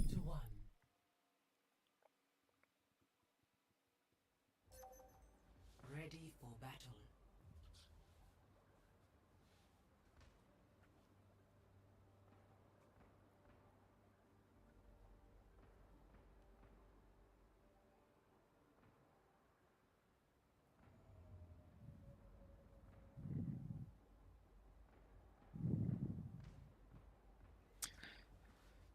Gotta wonder if we're gonna see a bit of a different thing. We do see Wumbus actually possibly starting on this Havoc and matching it. We're gonna have to see how that works out for them as we're starting to come in here. Both teams are meeting up here in the middle. Just gonna be a nice poke battle. Let's try to see who could do what first. A little bit of a interesting turret placement, but it's going to force him out a little bit. Fuad getting bursted down there is going to put them at an innate disadvantage yet again. As now Real Ratman's going to go in trying to find some more picks. Pokey's going to fall. Wumbus is in there, like swimwear, but isn't able to do anything or find any picks as 2 of his DPS were dead. UF is going to start with the point control here and start getting the percentage to win. Both teams are going to meet back here. Kind of even on ults relatively, but with a slight lead to UF. Fuad keeps frontlining a little bit too much and is falling super low. Half HP. They are going for the rotate. It does get caught. It does get called out. Fuad almost gets booped off. Fuad falls a little low, has a Wraith. The wall coming in, it's going to separate Pokey and Wumbus. They have to shred it. They have to try to keep him alive. They do manage to do that. Boyle coming out for both teams. He goes in. He gets out. Oh, a huge ultimate. Real Ratman was a real playmaker there with that Havoc ultimate. Going around the corner and ulting, finding a crazy 5-man ult. That's going to allow UF's team to keep solidifying this objective, and if they keep rotating these ults as well as they have been, they'll make it as clean as it was in the previous round. Thomas needs to make something happen, and that's what they're, oh my god, going to do with the rush coming out from both sides. They're trying to make something happen. The wall coming out. Fuwa does find Nate Step in the back line. I didn't even see him get there. He must have hit a wide flank, but he's not going to be able to get by the wall. Silver Mist is going to find Fuwa. It's going to be close. Both teams could argue to push up a little bit here, but both teams are taking more of a passive route. We do have ultimates coming out. Flick needs to go in with a coalescence here. We need something to happen. Otherwise, it's just going to be a stalemate, and Thomas isn't going to be able to do anything. Wumbus going by himself on a flank here. Kind of interesting. I mean, I don't know if that's a good play, but at this point, Thomas needs to do something and make something happen.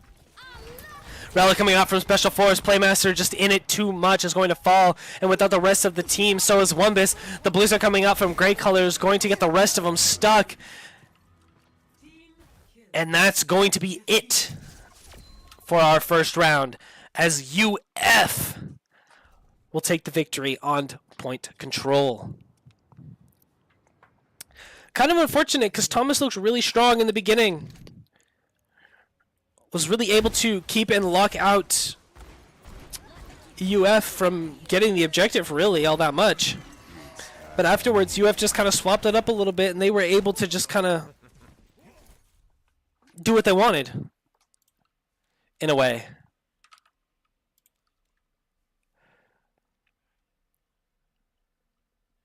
So now we gotta wonder, is Thomas gonna be able to switch it up? Or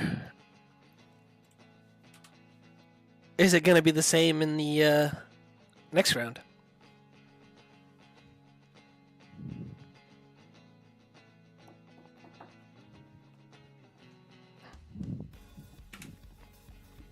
Who knows? I don't know.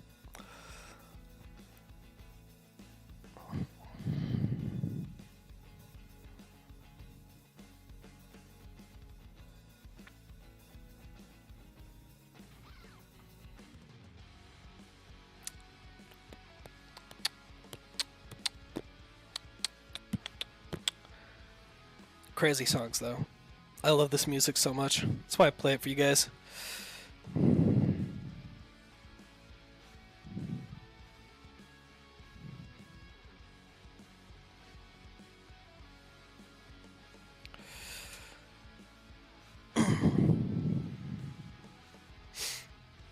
Who knows? Maybe there'll be a lot of swaps coming in the next map. I could see it. I mean, teams really love to switch it up at the last bit.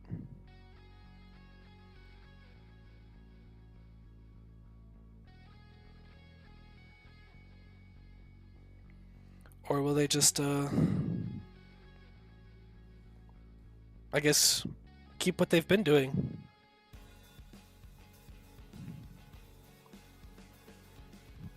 I don't know. Let's see how they're doing.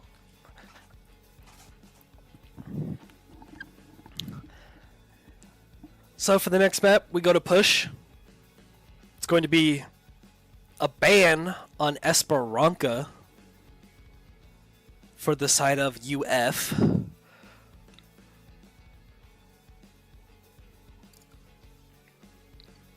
A ban that doesn't usually come out that much, but Thomas has the pick. And it looks like they will be taking us to Runasapi just like the A-team. So we're going to have to see how well they can do on this one.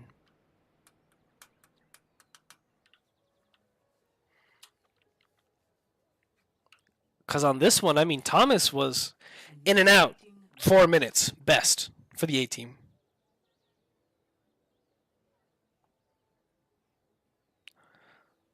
Will they do the same? Will it be different? Gonna have to wait and see. As we did see, though, bit of a hover on the Sombra from Fuad, but Fuad really likes playing the Sombra, so that's to be expected.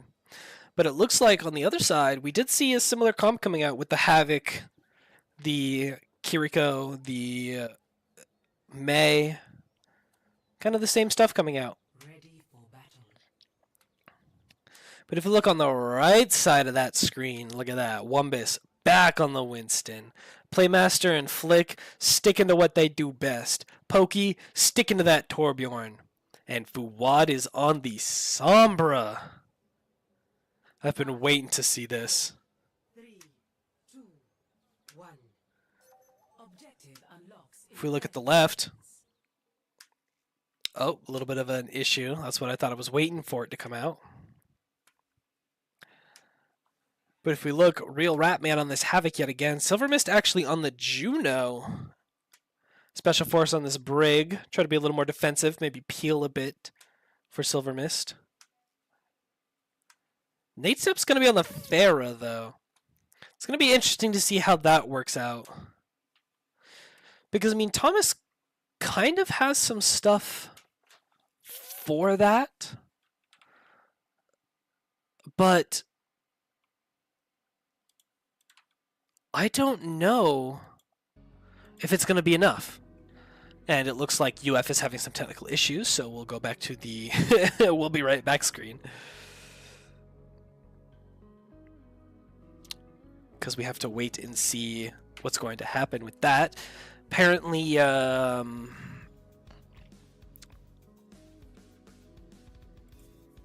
what is it? The gray color, the May, has some issues with the PC. A bit of a black screen, so it's going to take a minute or two to come back.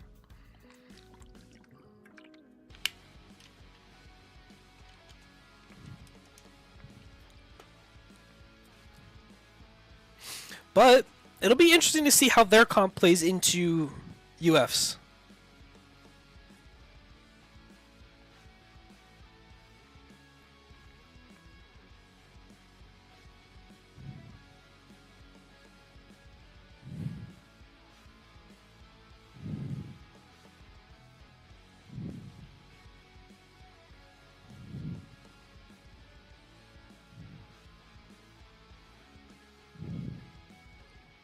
Looks like they are back in the game. Looks like we should get back in here any minute now.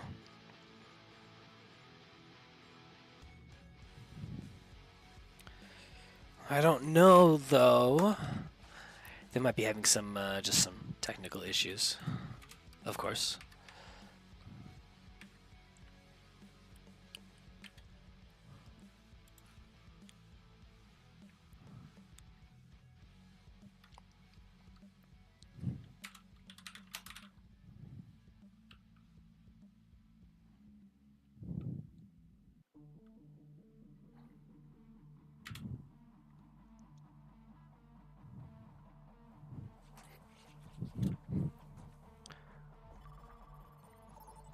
Looks like a little bit of a restart's going to be coming in here. As now we have to restart from the beginning. Ah.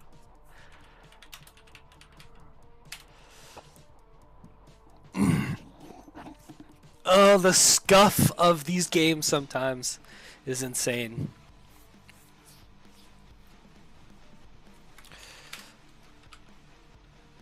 It is just insane, the scuff. I mean, what good game and what good stream doesn't have a little bit of scuff here and there? I mean, come on. You need scuff to make things interesting. You just need it. Kind of spices things up, gives things a little bit of a break in between, you know? Sorry this has been taking so long, but this could be the very last round. Here, let's turn that down a bit.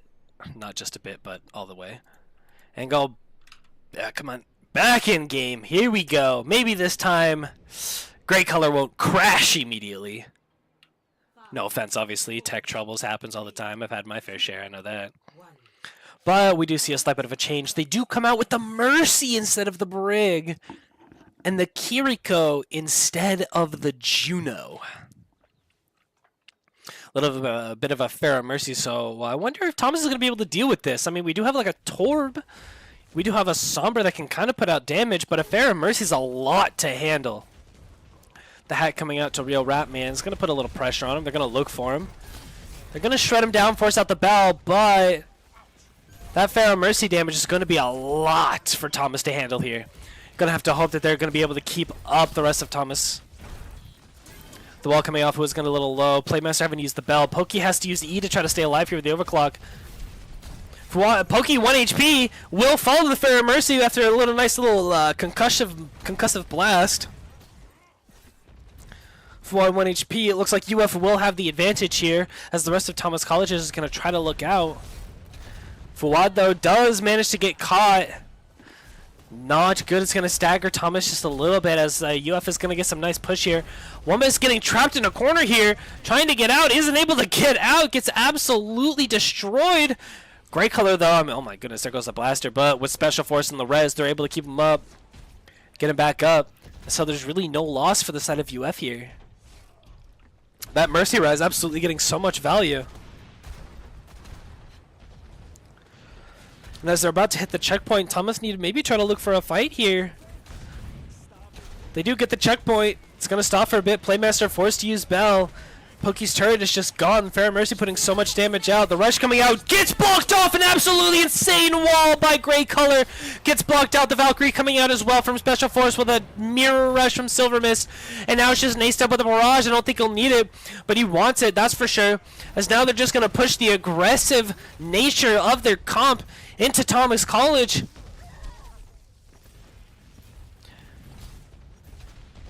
Absolutely insane play by Gray Color. That could be such a hard thing for Maze to do sometimes, as the Kitsune rush comes out so quickly that it can be hard to block. But the fact that Gray Color managed to do that was insane. Wumbus going in here, does have the primal. Gonna try to look for Gray Color. Does fall, but manages to get the blizzard out. Bell coming out a little bit late. It's gonna be Pokey, the only one who's caught in it. Nate Step does fall. They do manage to res Gray Color in the midst of it. But without the Fair, the Mercy's going to have a little bit of less value. Playmaster a little low is going to TP in. Not the best choice of place to TP. The Coalescence from Flick coming out. Going to fall immediately. Oh, goodness, the hiccups. Wumbus is going to be forced to get out. Fuwad on the Ash. The ultimate coming out does find Wumbus, does find Pokey, and Pokey will fall, but Wumbus is able to stay alive. Does get walled off, though, with no jump. Going back in. Fuwad just trying to get a bit of poke here. We do have 2 ultimates coming out from Pokey and Wumbus. And Fuwad is going to have Bob here soon. Bell being forced. They're in spawn. They're going to have to touch soon. Pokey with the ult is going to get on to the point with it. Wumbus going into to contest here. But it looks like Special Force is going to use the Valkyrie to try to connect here. Try to keep the team alive and stay mobile. The bot's going to get flipped a tiny bit. We do see the rush coming out from Playmaster as well as the Bob. Fuwad is going to fall the Nate Step. But Grey Color is also going to fall. Wumbus finding 2. The res coming out isn't going to find anyone. Looks like it got canceled. Possibly Real Ratman's going to fall to the Bob. And now it's just going to be Nate Step and Special Force trying to get out back the way they came. So now they're going to hide. Nate Step does have this barrage. They should see this. They should go and try to jump on them as quick as they can, but that's just not enough. They're just a little slow. Not going to be able to do anything.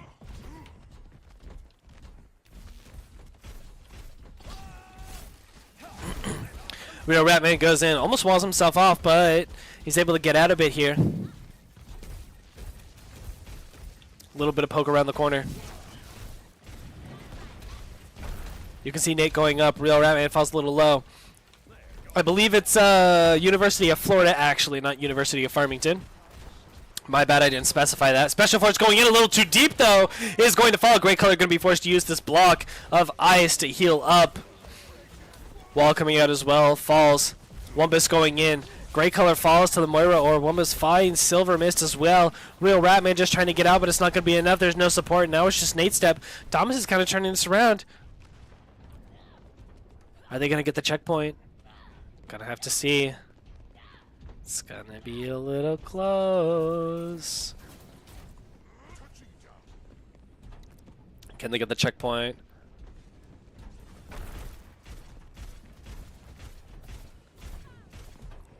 Nate Step falling really early, actually. The res gets forced out, puts it on a 30-second cooldown. That's a very big cooldown for Thomas to get out, but with all these ultimates coming up from a University of Florida, here comes Nate Step with the damage boosted barrage. Nate Step almost falls in the air, but it's not going to be enough, as now that's a triple kill for Nate. Thomas is just going to have to take a quick death here, trying to get back. Playmaster's not going to be able to get out, go down fighting. Unable to do so, no chance. The damage put out by Nate here is absolutely insane. As now UF is going to be walking forward, trying to take space. Pokey going out a little too far here. Could get picked up pretty easily. Real Ratman going in, trying to look for Pokey and Fuad, who are both cut out. Both DPS caught out. Unable to get away, and now Thomas is already in a bad position. They're not going to be able to contest here or hold this space. Another wall coming out from Gray. Color is going to find the pick on Wumpus and Flick. And now they're just going to keep being able to get this checkpoint back very nice and effectively. Thomas is on the back handle here. They're going to have to pick it up. Going to have to find something to make work.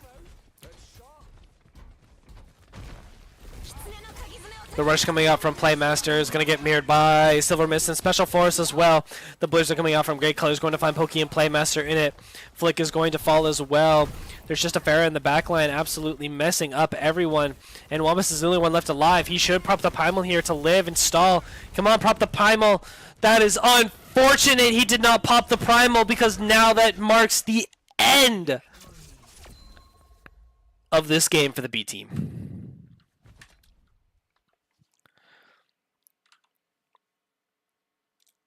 Very close in between. But, actually, we should still play a game here. Look at this. Very good flank angle, very good positioning from Nate there. Able to get that triple. I believe it's actually a 4-piece. A 5th?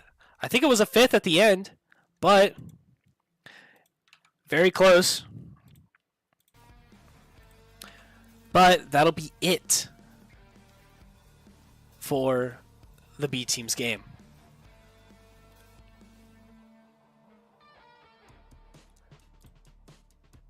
And now, what time is it? 2:47. Because I believe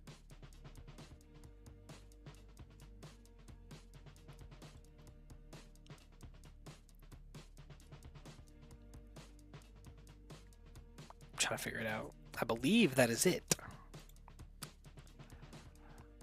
for the B team's game.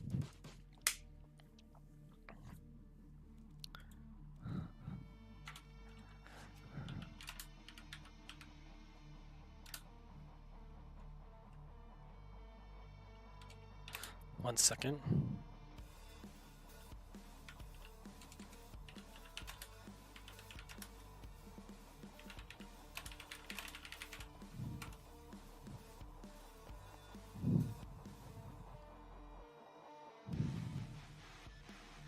Just making sure.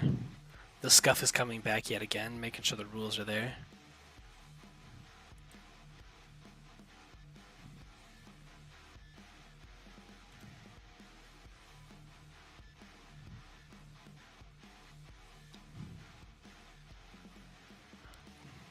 Double checking rules.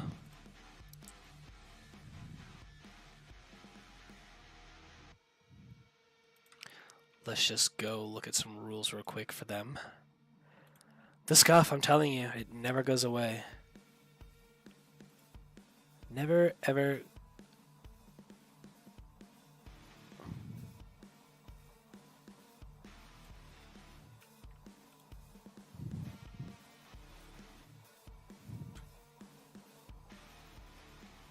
Hold on a minute.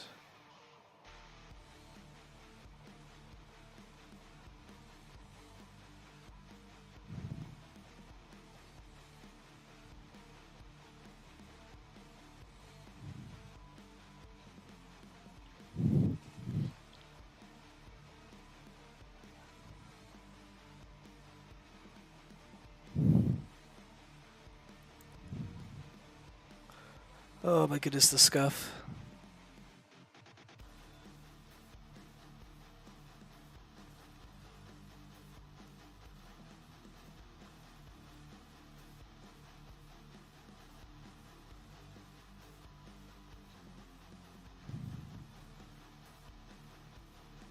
Oh, I love scuff.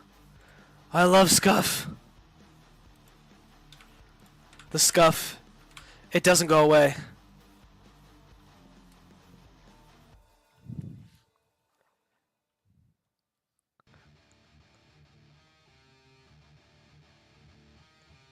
Oh, the scuff.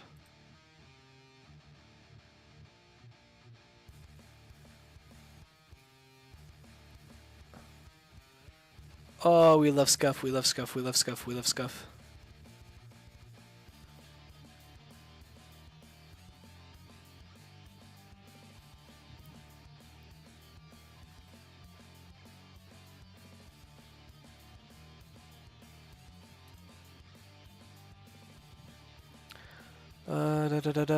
I love Scuff. Oh, wait.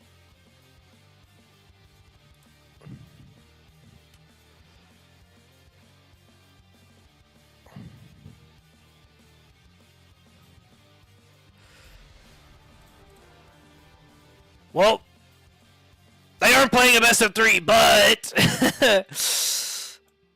that was the B team's game. GG's to University of Florida and the Thomas College B team for that. Whew, that was scuffed as... Oh my god, that was so scuffed. I apologize for that, viewers. But now we are going back to the A team. Oh my gosh. That was so scuffed and so annoying. I loved it so much. But regardless, we are back with the A team. Same lineup as before. Killer and Neon on the DPS. Aquilian on the tank, my goat. Personally, my goat. And then Bookshelf and Rice Juice on the support. What's this other team we're playing? I gotta check that out next.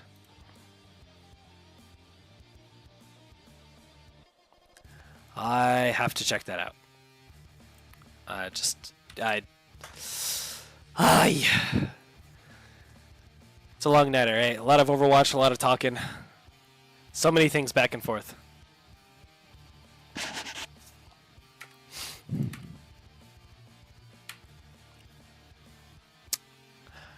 Yeah.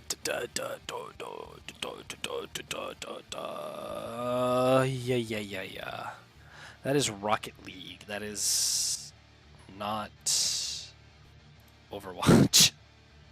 Yeah. Oh, jeez. Oh, jeez. Oh, it's alphabetical. Wait, that helps. Don't you guys love Scuff? Don't you guys love Scuff? I love Scuff. I love Scuff. Okay. It looks like this is UCLA. I think. Please let that be right.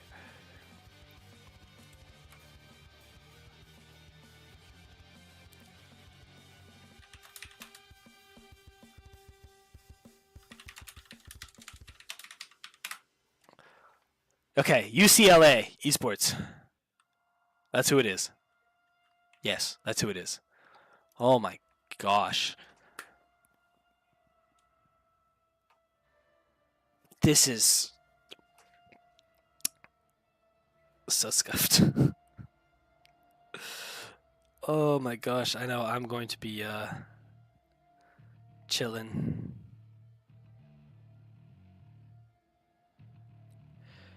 Oh my gosh.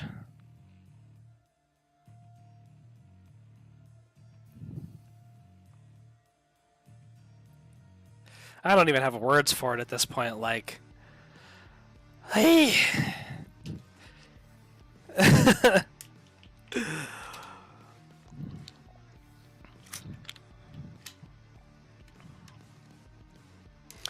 But I believe... this is the second to last one, possibly?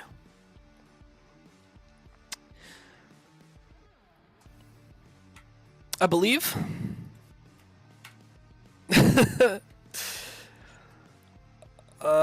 Let's see, what did they ban? What did they actually ban? They're being goofy in chat. They banned Elios. ULCA, I think I just said.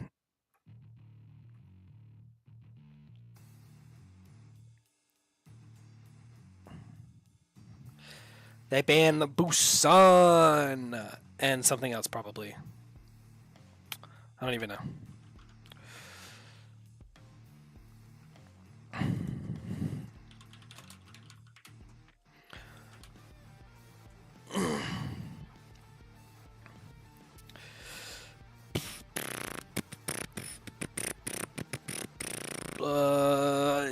Let me just make sure it's UCLA. Yes, UCLA.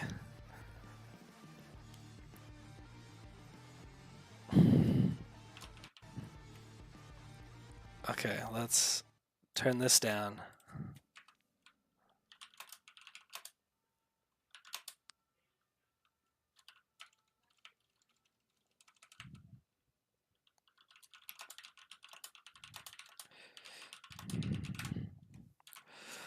Oh, Thomas is taking a water break.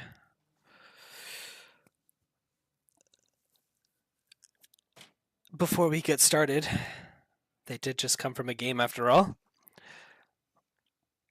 So I imagine their voices are probably getting a little cooked.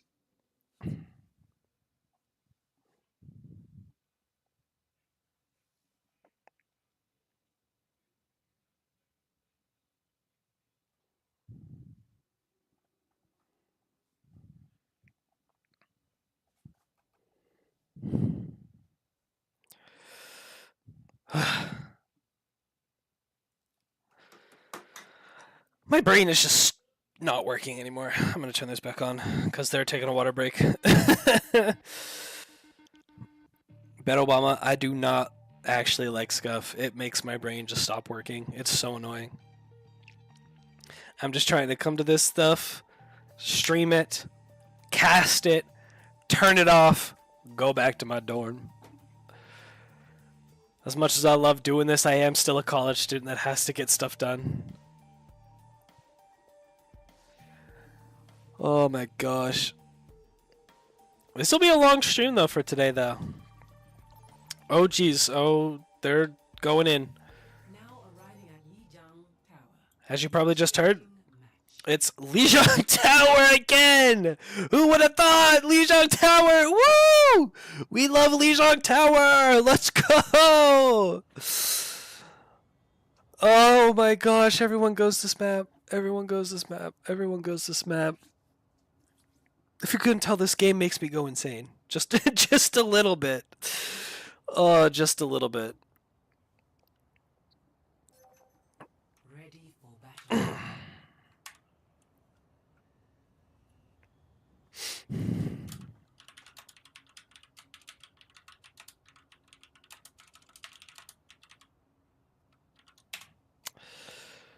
Anyway, time to hide chat yet again because for some reason this fucking team is weird. 5, 4, 3, 2, Why do people have to be weird, dude? 1. I know we're playing Overwatch, but like, dang. Anyway, coming out of spawn. Similar comp to what we saw the A-team on last time. Pretty much the exact same comp. Switching it up, learning from their past mistakes here. We do see Killer going in onto the back line right now. We got a Havoc, Genji, Tracer, Juno Lucio for the side of, oh my god, UCLA. Costa just put his face into Killers and just absolutely showed him what's what. Neon and Bookshelf, though, finding equal headshots onto 2 of UCLA. Going in crazy. Quillian on the objective, trying to knock people off. Oh, look, the donut technique. The donut. I don't even know what I'm talking about anymore. Costa coming in, though, absolutely insane. Oh my gosh! Costa and Lime going crazy here on this dive. Aquilian by himself on the point. Only has 1 support right now, but it's not going to be enough to sustain. As it's just Killer on the point, trying to just get the objective up just a little bit. Misses the dash out. And will fall. We do see Neon swap over to the Tracer instead of the Soldier in here. That was actually some insane dives from Consta and Lime. The recall being forced up from Neon. This Lucio, Tropic Gem, absolutely on his booty. Deflect being forced up by Consta. Maybe they can get a pick onto him. Not going to be enough, though. They're looking for just Tracer, though. Not able to finish him off as Aquilian is actually going to just fall. And now Bookshelf's going to be forced to TP somewhere back here. Thomas is a bit split here. Killer is able to find Tropic Gem, but Rice Juice is going to fall as well as Killer, and then it's just going to be Bookshelf and Neon who are going to fall together into each other's arms or something, I don't know. But UCLA is kind of going crazy right now. They have almost 5 ultimates to work with, and while Thomas does too, it's going to be interesting. We do see Bookshelf come up with the Kitsune Rush. Not really going to get mirrored by anything here. They're just opting to kite back and see what happens. Constant and Tropic Gem falling as well here. Thomas opting to go for the point now. They do have a Tracer on the flank here. I do see Courier back there. Going to come in, trying to look for a pulse. Isn't going to find anything. It's just going to fall. Too much damage. Lime coming in with the dash. I don't even know what the ability's called. Is going to get trapped here. Just going to get body block, trying to stall. They're at 72%. The pulse coming out onto Constant. Neon will find that kill. Xerxes isn't going to be able to get out either. And now Thomas is going to be able to get that flip that they wanted at 74% to start getting up there. But that was 2 ults from Thomas. And I don't know if you noticed, but UCLA still has every single one of their ultimates. They have all 5. This is going to be a rough fight for Thomas, as they are naturally just down so much. There comes the aggressive Beat Blade. The activation coming out from Killer as he gets absolutely destroyed. There was... Okay, that's wasted ult from Rice. Rice managed just to get Tropic Gem, but I don't know what the heck she thought she was going to do. So now instead of having that ultimate to come back, they're just down that ultimate, and now they only have a Quillian's ult, which arguably isn't going to be enough in this situation. I mean, a result could be good, but it's not going to be enough. Here comes the Satellite Vector now from Xerxes. Colossus is going to find a double. The Havoc ult coming in is going to find Killer, who's not even in the room, but Aquilian doesn't even get a chance to ult. I mean, if you're Rice Juice there, I mean, save your ultimate. Your rest of your team's dead. Like, you just need to wait. Especially since they had the Juno ult. Like, you could have at least mirrored it with yours. Might have helped a bit. But instead, you use it when your whole team's dead, and then what are you going to do? And then poor Aquilian just can't play the game. And then once Aquilian falls over, the rest of them can just kind of run onto the back line. And I mean, Killer's Venture's doing good, but he's having a harder time finding people to pick off in the back line with the assassination style that he's usually used to playing. And the entirety of UCLA is just playing very aggressive. Like, I've seen aggressive dive comps, but this is insane, the level of dive they have. Tropic Gem trying to hit that Lucio roller that's famous on this map. Doesn't find anyone. The Havoc going in. Lime here, trying to find somebody. Doesn't find anyone, really. Does do a bit of damage to her. We just see Aquilian on this Diva here. Maybe try to get a little more self-sustain, a little self-sufficiency. Neon falling a little low. Lime going in on the back line. Absolutely destroyed this Pharah. Oh my gosh, this Pharah just put in so much work. Rice Juice will fall. Bookshelf will fall. Killer finds Tropical Gem, but Courier finds Neon. And now it's just Thomas having to go back to spawn. Killer 1 HP back here. It's probably going to get staggered out. Yeah, no, Thomas is going to have to wait just like 5 more seconds. Neon's hopping to this Ash to try to deal with Constant on the Pharah. The Pharah putting in a lot of work. Now we're going to have to hope that Thomas can do something here. Otherwise, it's going to be a little rough for them. So now they're opting to go into this white room. No ults for either side. Lime is kind of close. Curry falls 1 HP, though. A little close. Probably from a Kiriko Kunai headshot. Yet again, really low. Not able to get finished off, though. As now, Constant's going to go in. We do see Killer trying to get a nice assassination. Is going to find anyone. Lime going in with a nice boost. Going to wall out the rest of Aquilian's team. As Aquilian's going to be forced to boost her out just a bit. Will get out, will not sustain actually, will get hit with another thing. Killer does get pulsed, and before he can get underground to cleanse that effect, the rest of Thomas is going to follow alongside of him. And as we reach 50%, I mean, it's not looking good for Thomas. Thomas has 2 more fights. Here comes the Havoc ultimate, does find Neon. They're able to battle, they're able to defend. Courier does fall, a nice kunai placement from Bookshelf. Let's see here. He's the only one with an ult. He's looking to go in. He's looking to do something. They are trying to keep Aquilian alive. It's working, but for how much longer? The rush coming out does get booped off. TPs. Nice TP there from Bookshelf to stay alive. No bell to come out quick enough, though. As the Lima's going to go in the back line and find a couple. Bob going in the satellite vector coming out from Xerxes isn't going to be enough. Bob just gets booped off the map, and as Consta just demolishes Aquilian with the barrage. A little disrespectful, like, dang. Neil finds a nice headshot pick onto Consta, but unless someone can get onto the point, it's not going to be enough, as I don't think anyone will be able to. And that is going to be the second round, and Thomas is going to lose this first objective. UCLA with a very clean, very swift victory against Thomas College. Play of the game. UCLA was playing absolutely insane and insanely coordinated, using every ult perfectly, not wasting anything. The aggression unmatched. I mean, they put in so much work, and it paid off. So now we're going to have to see, can Thomas bring it back, or will this be a very quick 2-0?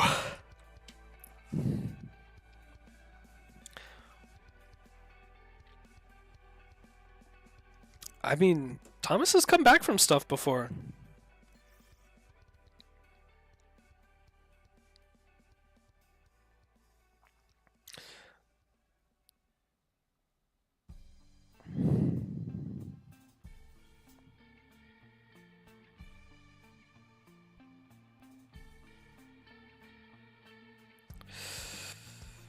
Who knows? But very good game in the beginning so far.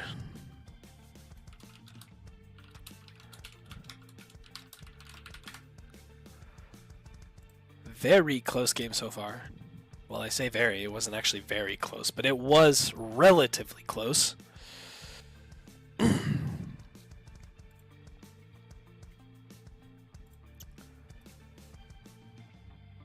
So we'll have to see.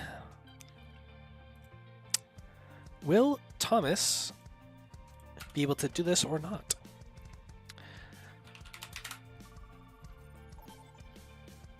And we're immediately going into the next game as well, as it's going to be Runasapi, as this will be, I believe, Thomas's choice. Just look at the chat feed real quick. What's the ban? They banned Coliseo. Yep. Coliseo was the ban. It's just similar as last time. Exact same. Literally exact same as last time. In the beginning, we have the Antarctic ban. We have the... I mean, I guess it was, I think, Ilios ban and Busan ban as well. So relatively the same, and then we went to Lijiang Tower again.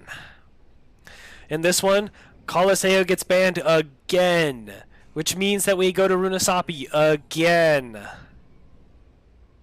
Again! Freaking PTSD from Bucky and Marvel Rivals. Peak game, by the way. Better game than Overwatch, but, you know, they don't have a league for it yet, so... It is a new game. But, here on Runasapi! What are we seeing? 3, 2, 1. Same comps. Same comps. No, absolutely no change. The Soul Gem from Courier is brand new. That's it. That's literally it. I mean, that's kind of how it gets when you get to this stage of the game. A lot of the times it's just the similar stuff over and over and over again, unless it's a very specific map. So now both teams just gonna, and Bookshelf just folds in half. Absolutely destroyed. Peaks for just too long of a second, boom, gone. Killer does manage to find a pick on the Consta, but falls immediately to Tropic Gem. And now Thomas is already on the back foot. UCLA going to be getting this push started very quickly.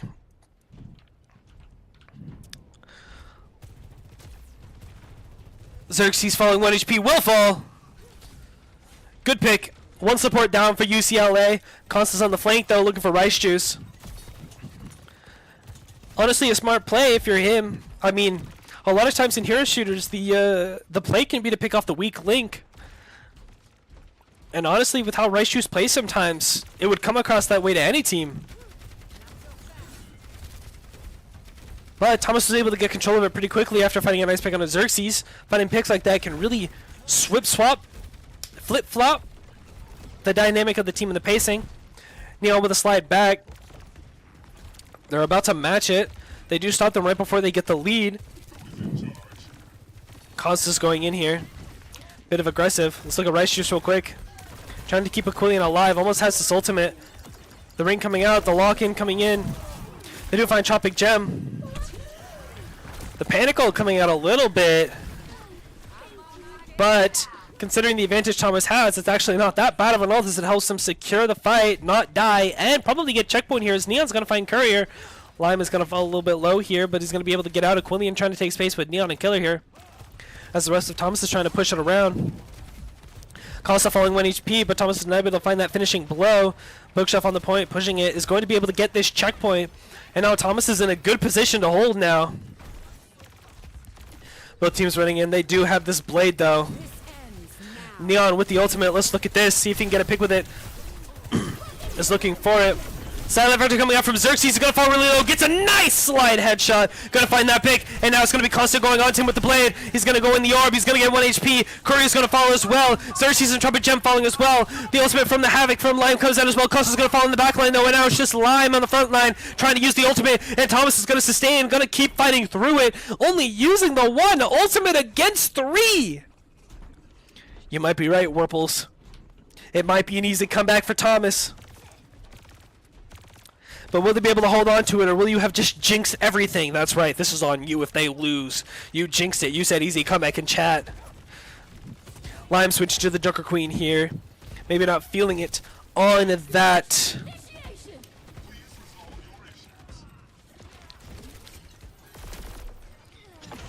I was taking a drink. Oh my god. Constance's going to fall to a nice headshot from Neon again, but Xerxes is going to find Bookshelf, and Curry's going to find Killer. So now Thomas is at a disadvantage as Curry finds another pick.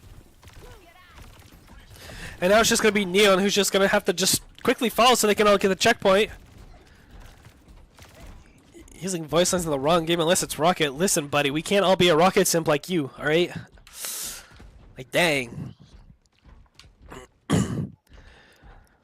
But now, besides that, we're going to get back. They do manage to contest it back at the beginning. The rush coming out from Bookshelf is going to put a lot of pressure on it. Thomas is looking for Lime. Lime's going to be able to get out. We do see Constant in the back off the Genji on the Tracer now. Courier now. Look at this. With an ultimate. Gonna go in. Does get bursted down by Killer though with the result as well. Is going to find Xerxes. Tropic Jump falls to Neon with a nice right click. It's just going to be Lime, and Thomas is going to take control of this point. Without even losing the flip. I mean, if you look at the top bar. Oh my god, the hiccups.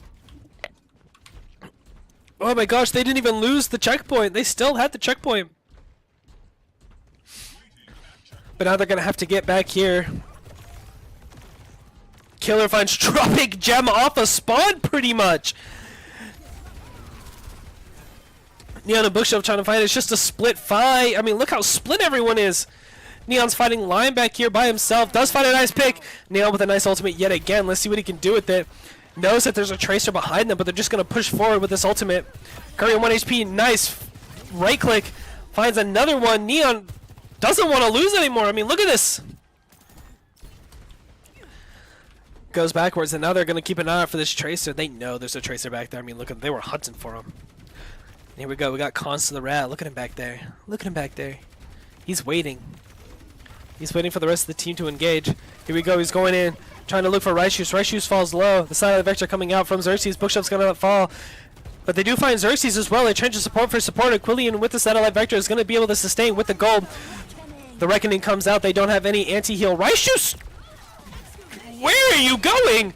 Killer with the excavation though is going to try to find someone as Constant and Lime both find a pick. It's just Killer.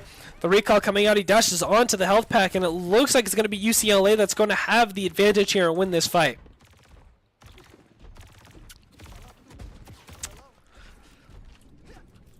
Let's look at Killer here as he's... The assassination attempt failed, but now he's stuck. What's he going to do? Does get one! That's insane. He did manage to get one. That's going to put them at a huge advantage for this, actually. As we go in, Aquilian, look at him going in. He has ultimate. He wants to use it. Look at him go. The ultimate coming in. Xerxes finding Rice Juice, though. Some bookshelf does fall as well. And now there's no support, so the ultimate doesn't actually matter.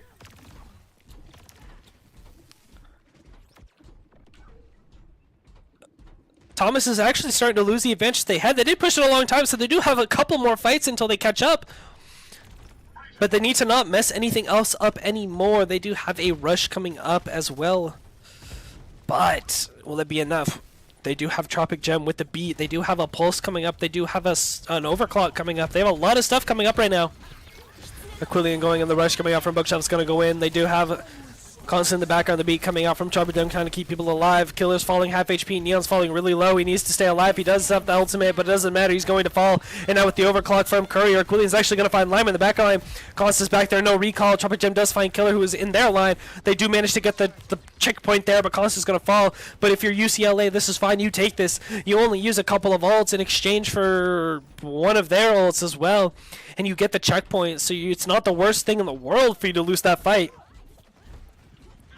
But with 3 minutes left, they're going to have to try to make something happen yet again, as they are still behind, technically. They're trying to keep them from getting that checkpoint. They do manage to get the checkpoint flipped, though, so checkpoint's reset. The Pulse Bomb coming up from Constance, not able to find anyone. Courier does fall a little low, as well as Konsu has to recall Neon with the Overclock. Let's look at it again. Satellite Vector coming out, goes out. The Rampage goes out as well. Rice Shoes falls, Bookshelf falls, and now there's no supports. And Neon's going to get folded in half by Courier there. No supports to keep alive. Killer's able to get out. They do manage to get the checkpoint back for UCLA, but will Thomas be able to do anything about it? Killer's over here trying to fight a fight that he knows he can win, but Constant knows better and will get out. Killer does almost have this ultimate. He's going around trying to look for something, trying to look for the assassination. They do hear him. They're looking for him. The ult coming out. They're looking. He's looking. The ult's coming out right now. Here we go. 1, 2. He has 2 more left. He's got to make a count. 3. Didn't get the 4th out, but it doesn't matter. They still find Courier and Lime in total. They're able to get the flip before they get too much push. One more fight, and if Thomas would have lost, they would have probably lost the lead. Killer and Xerxes are able to find the rest of the team as well, and now Thomas is going to push, but take a lot of space here. But UCLA, we do see Constant switch back to the Genshin. They should push up on Lime real quick and try to get this, but they're not going to be able to. It's unfortunate, because that would have been a good stagger. Thomas is able to get the checkpoint. UCLA is going to try to recontest them. They have no ults, though. Thomas is at an advantage. I'd love to see a Satellite Vector coming out soon. Killer in the back line. Lime half HP, forced to use the shout. Neon on this Genji as well. Killer and Lime trade. But it's a tank for a DPS. That's a lot better. Satellite Vector coming out from Rice Juice. Would have loved to have seen it earlier, honestly, but that's okay. It's still not a bad ult this time. The points being contested by Constant. Bookshelf's 1v1ing Constant right now. Rice Juice is looking that way. Constant's just going to back off a little bit, trying to regroup with the team. It's going back in now. Aquilian half HP. Bookshelf is going to fall immediately. A nice quick burst from Courier is going to melt him. They do have the lead. They do have the fast checkpoint, but they should take a quick fight loss here and let themselves respawn. They have 20 seconds left. 2 ultimates. Almost 3. Almost 4, actually, technically. They're about 40%. Killer's going to get staggered here, unfortunately, though, because I don't think Thomas is to get back quick enough. No, wait, maybe he gets out. Maybe he gets out. Killer does get out. That's good. They just need one more fight here. They need to try to build outs here. Aquilian going, and we do have the rush coming out of the side. That Vector coming out as well from both sides. It's going to be a pretty even fight. Both going in, both going out. Going running around, running around, running around. The pole coming in with the Pulse Bomb onto Aquilian isn't going to find anything. Xerxes will fall to Neon Pulse Blade. Aquilian does get antied with the Rampage. The Blade coming out from Constant, the beat as well from Tropic Gem. It's an even fight. It's a 3v3. No tank. It's no tank for no tank. The activation from Killer, though. This could be the game changer. He's looking for somebody. He's looking for anybody. Does manage to find Tropic Gem, but they traded for Bookshelf, and now it's a 1v2. It's just Killer. It's a 1v2. He can do it. I know he can. Let's look at this. He's looking. He's looking. He's half HP. He's still alive. Costs 1, but a deflect is going to prevent him from being able to secure that. But there's no ultimates for either team. It's just going to be pure skill. They're about to get to the checkpoint. Live is on the Malga now to come out fast. They do have the close spawn. 5v5. This is Thomas's last chance. If they lose this, it is game over for them, and they do not go to a third map. They've won it here before. They've lost it here before. Lime, they're just going to shred him. Lime will fall. There's no tank for UCLA now. Coolion's going to go in. They are able to find Xerxes. It's just going to be constant on the point now.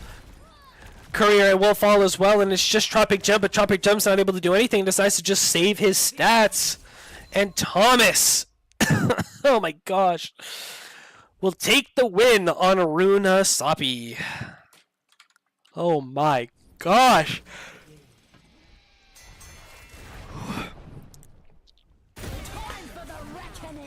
Very close there towards the end, but Thomas was able to pull through.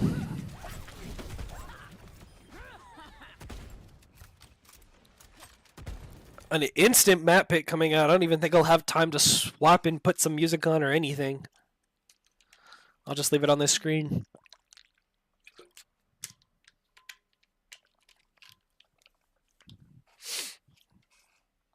As they go to Suravasa for the final map.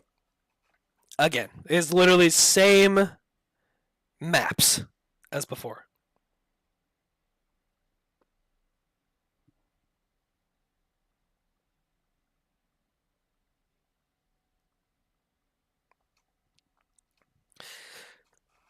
Same maps. Same maps. Like, I mean, like I said, no one likes to deviate.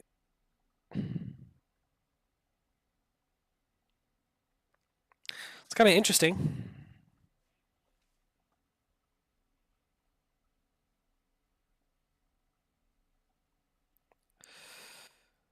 I mean, I'd love to see some variants, don't get me wrong.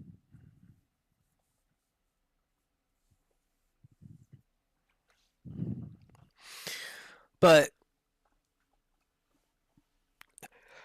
I guess there is comfort in familiarity. Of course, I said we'd be going in immediately, but I guess not. You know, I guess I just lied. And of course, as I say that, we go in yet again.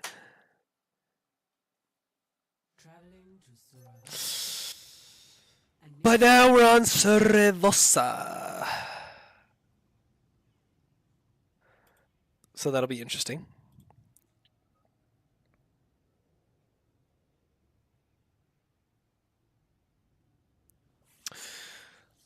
Got distracted. Hold on a minute.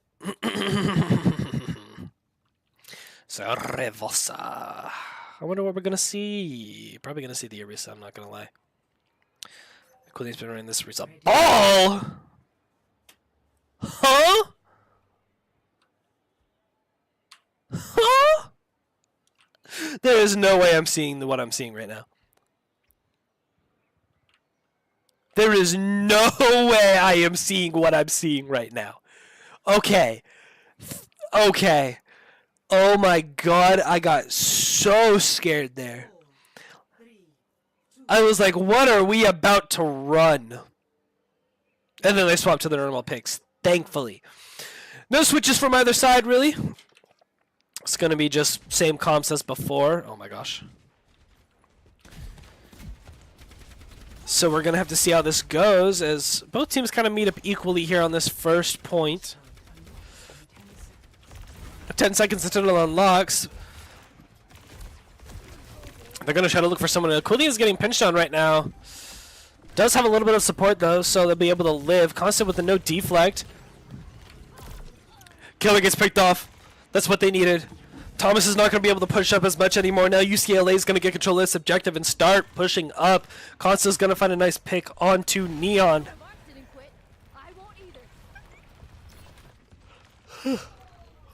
And that'll be that for the first point.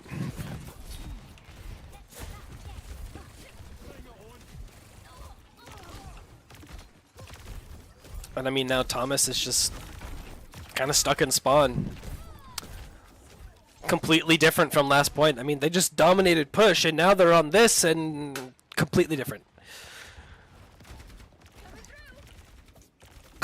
Just completely different. I mean, Well, this is kind of the downside of Thomas College a lot of the times is they'll look dominant on one map and then completely the opposite on the next. I don't know what it is, but it might be fatigue from playing a lot of Overwatch. It might be the fact that it's just late. Who knows? But they are just not even making it out of spawn right now. They barely are. Thank you, everyone, today for the follows as well. Much appreciated. I love to see it. Next flashpoint is going to be Palace. I just usually call it Fountain. Because, I mean, you know, it's got a heckin' fountain right here. Pulse Bomb coming out from Courier is going to get Bell. They're just fighting in this corridor. We do see Aquilian. He did swap to the Diva. Courier is going to fall as well. Very interesting stuff. Choppy Jump's going to fall as well. Killer finding a nice two-piece. Going around. Xerxes is going to fall. Lime's able to find Killer in the back lane there as well as we go in. They're just contesting the point now. Point unlocks in 2 seconds, but Lime's going to have to get out and will fall eventually, and Thomas is able to get the pressure that they need to contest this point. Going to be able to take some space, trying to maybe find a couple of more picks, but they're not going to be able to. As now, both teams do have 5 ults. Aquilian close to the ult and Courier, but we do see the Blade coming out with the rush as well, getting mirrored by the beat. It's going to be a quick fight. Stat effects are coming out from Rice as well. Bookshelf is going to follow though with the Blade as they don't have really a defensive ult that's that good. Constant's going to come out. It's a trade for a trade. Neon's going to find Tropic Gem though, so they're up. The ult coming out from Havoc from Lime is going to manage to stick a couple of people and find Killer at the end of the day, but it's just Xerxes alive right now for the side of UCLA, and he's going to fall as well, and Thomas is going to be able to sustain that fight, but they had to use everything. Aquilian, the only one who's going to have this ult, but it's not really an ult that you can use aggressively. Xerxes, though, can. I mean, that's what you use Juno ult for, is that damage boost and that healing. I mean, here it comes, Satellite Vector coming out. They're going on to the backline here. Neon and Aquilian falling low as well as Killer. And they're just going to kite the Satellite Vector back, wait for it to go away. They can afford to give it up just a little bit. Try to build some ults. Neon trying to look for Xerxes. Super low. Has the recall. They do manage to commit to the dive on Xerxes with the bomb. The Diva Bomb. I couldn't think of it. Pulse Bomb coming in from Neon. Doesn't find anyone as well. And right before he can get back into mech, Aquilian will fall. So it is a trade for a trade. Killer does find Constant as well. Oh my god, they're bouncing all over the place. Courier and Lime are a little low. Bookshelf is able to kill Lime. And now his overtime procs on this one, it's 0 to 1, 99% to 43. It's just going to be Tropic Gem trying to do something, trying to get out, maybe trying to stall. Courier's going well, and they are going to try to stall. They are going to try to fight this. Neon's going to fall. This is exactly what they need. Tropic Gem's going to go, and he will fall as well. It's just going to be Courier going in. They're trying to just go in, but they're throwing everything at it. And it's not going to be enough right now. They need to try to find picks. They need to try to make something happen. And it looks like that might be the case. Bookshelf 1 HP is going to have to TP out. They're going to go in. Constant's going to go in. Find Bookshelf. Able to get out as well. Killer's going to go in. That's one support down for Thomas College. Thomas College is going to have to make something happen now as everyone's going around and around and around and around looking for picks. Aquilian's still in this mech. Not able to do anything. Is going to get out to save the mech. Neon's going over to the Widowmaker as well. Trying to find picks maybe. But it's just going to be harassed by the Tracer. Satellite Vector coming out from Raichu. So they decide to commit ults to this. Aquilian's going to get demech'd. Neon's going to fall. Aquilian's going to fall as well now, and it's just a 3v5. It should be in favor of UCLA, and that's exactly what it is. Rice Juice does get out. Bookshelf does fall to the boop. Rice Juice is going to fall, and now it's 50% to 99%. And what looked like a very clean point for Thomas is actually going to end up being a stressful comeback, as they have about one more team fight until UCLA brings this to match point. Killer gets picked off immediately. That is not what you want to see. The aggressive beat coming in from Tropic Gem as well. Aquilian gets demech'd. No stagger though. Lucky him. 85% though. They aren't going to have any more fights as the rest of Thomas is going to be hiding in spawn. We do see Neon in the back here. Maybe trying to go for a touch, but I'm unsure. No one hits the overtime. Neon's going to fall, and now we're going to the very last objective in Flashpoint. It's going to be Temple, which is the bell, I think. I think it's the bell. It is the bell. I was right. I can never remember the names of these. I just call it bell because there's a big, big bell in the middle.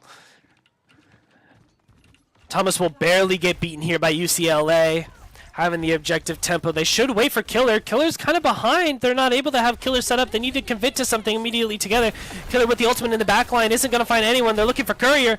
Courier is going to get recalled. Gonna want it. Neon's gonna die to the boot. Killer's able to force Courier out. Maybe might find it, but it doesn't matter. Even if it does, the rest of his team's dead. Killer has to turn around, but Aquilian's already DMAxed and the rest of his team is dead, so now it's just Killer on the objective. There's not much he can do anymore. He tries to look for a pick on a Tropic Gem, but the rest of UCLA is just too dominant on top of him, and it's just too much. He folds under the pressure, and they will start getting the ticks of percentage up.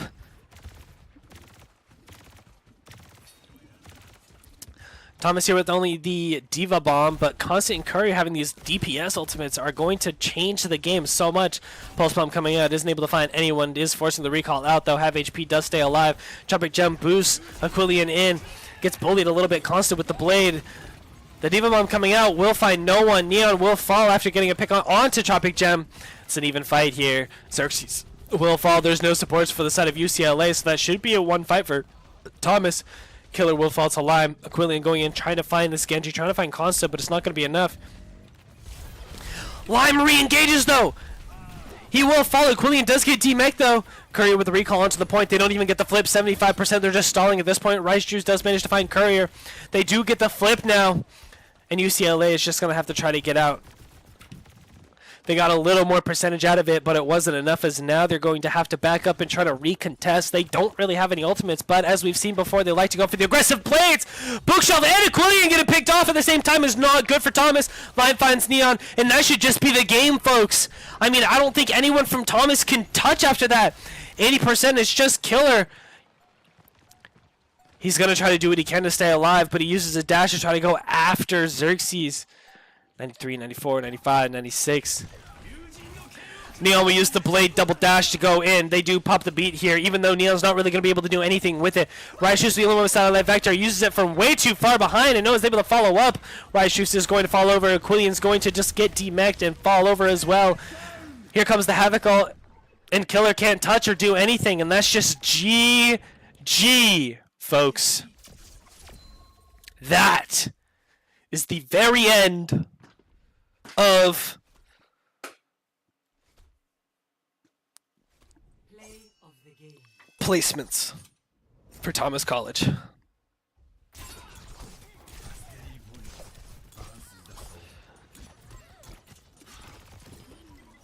Definitely a tough game. UCLA definitely brought their A game to this one, but Thomas College overall played really well. But that is it. That is the start of the Overwatch season. So, GG's to all the teams on stream today, to University of Florida, UCLA, GG's to Redbird as well. Very exciting games overall. Very fun to commentate. Scuffed as heck sometimes, but hey, scuff comes with the job. Again, I say job like I'm getting paid for it, but I'm not, so. But, as much as I'd love to stick around and keep yapping and keep streaming, my voice is absolutely dying and it's also getting late. I imagine the rest of you want to go do other things as well. So, GG's to everyone today. Thank you for tuning in. I want to thank everyone for tuning in today, for showing their support, all the hype in the chat. I loved it. I love seeing it. I hope we see more of it in the future.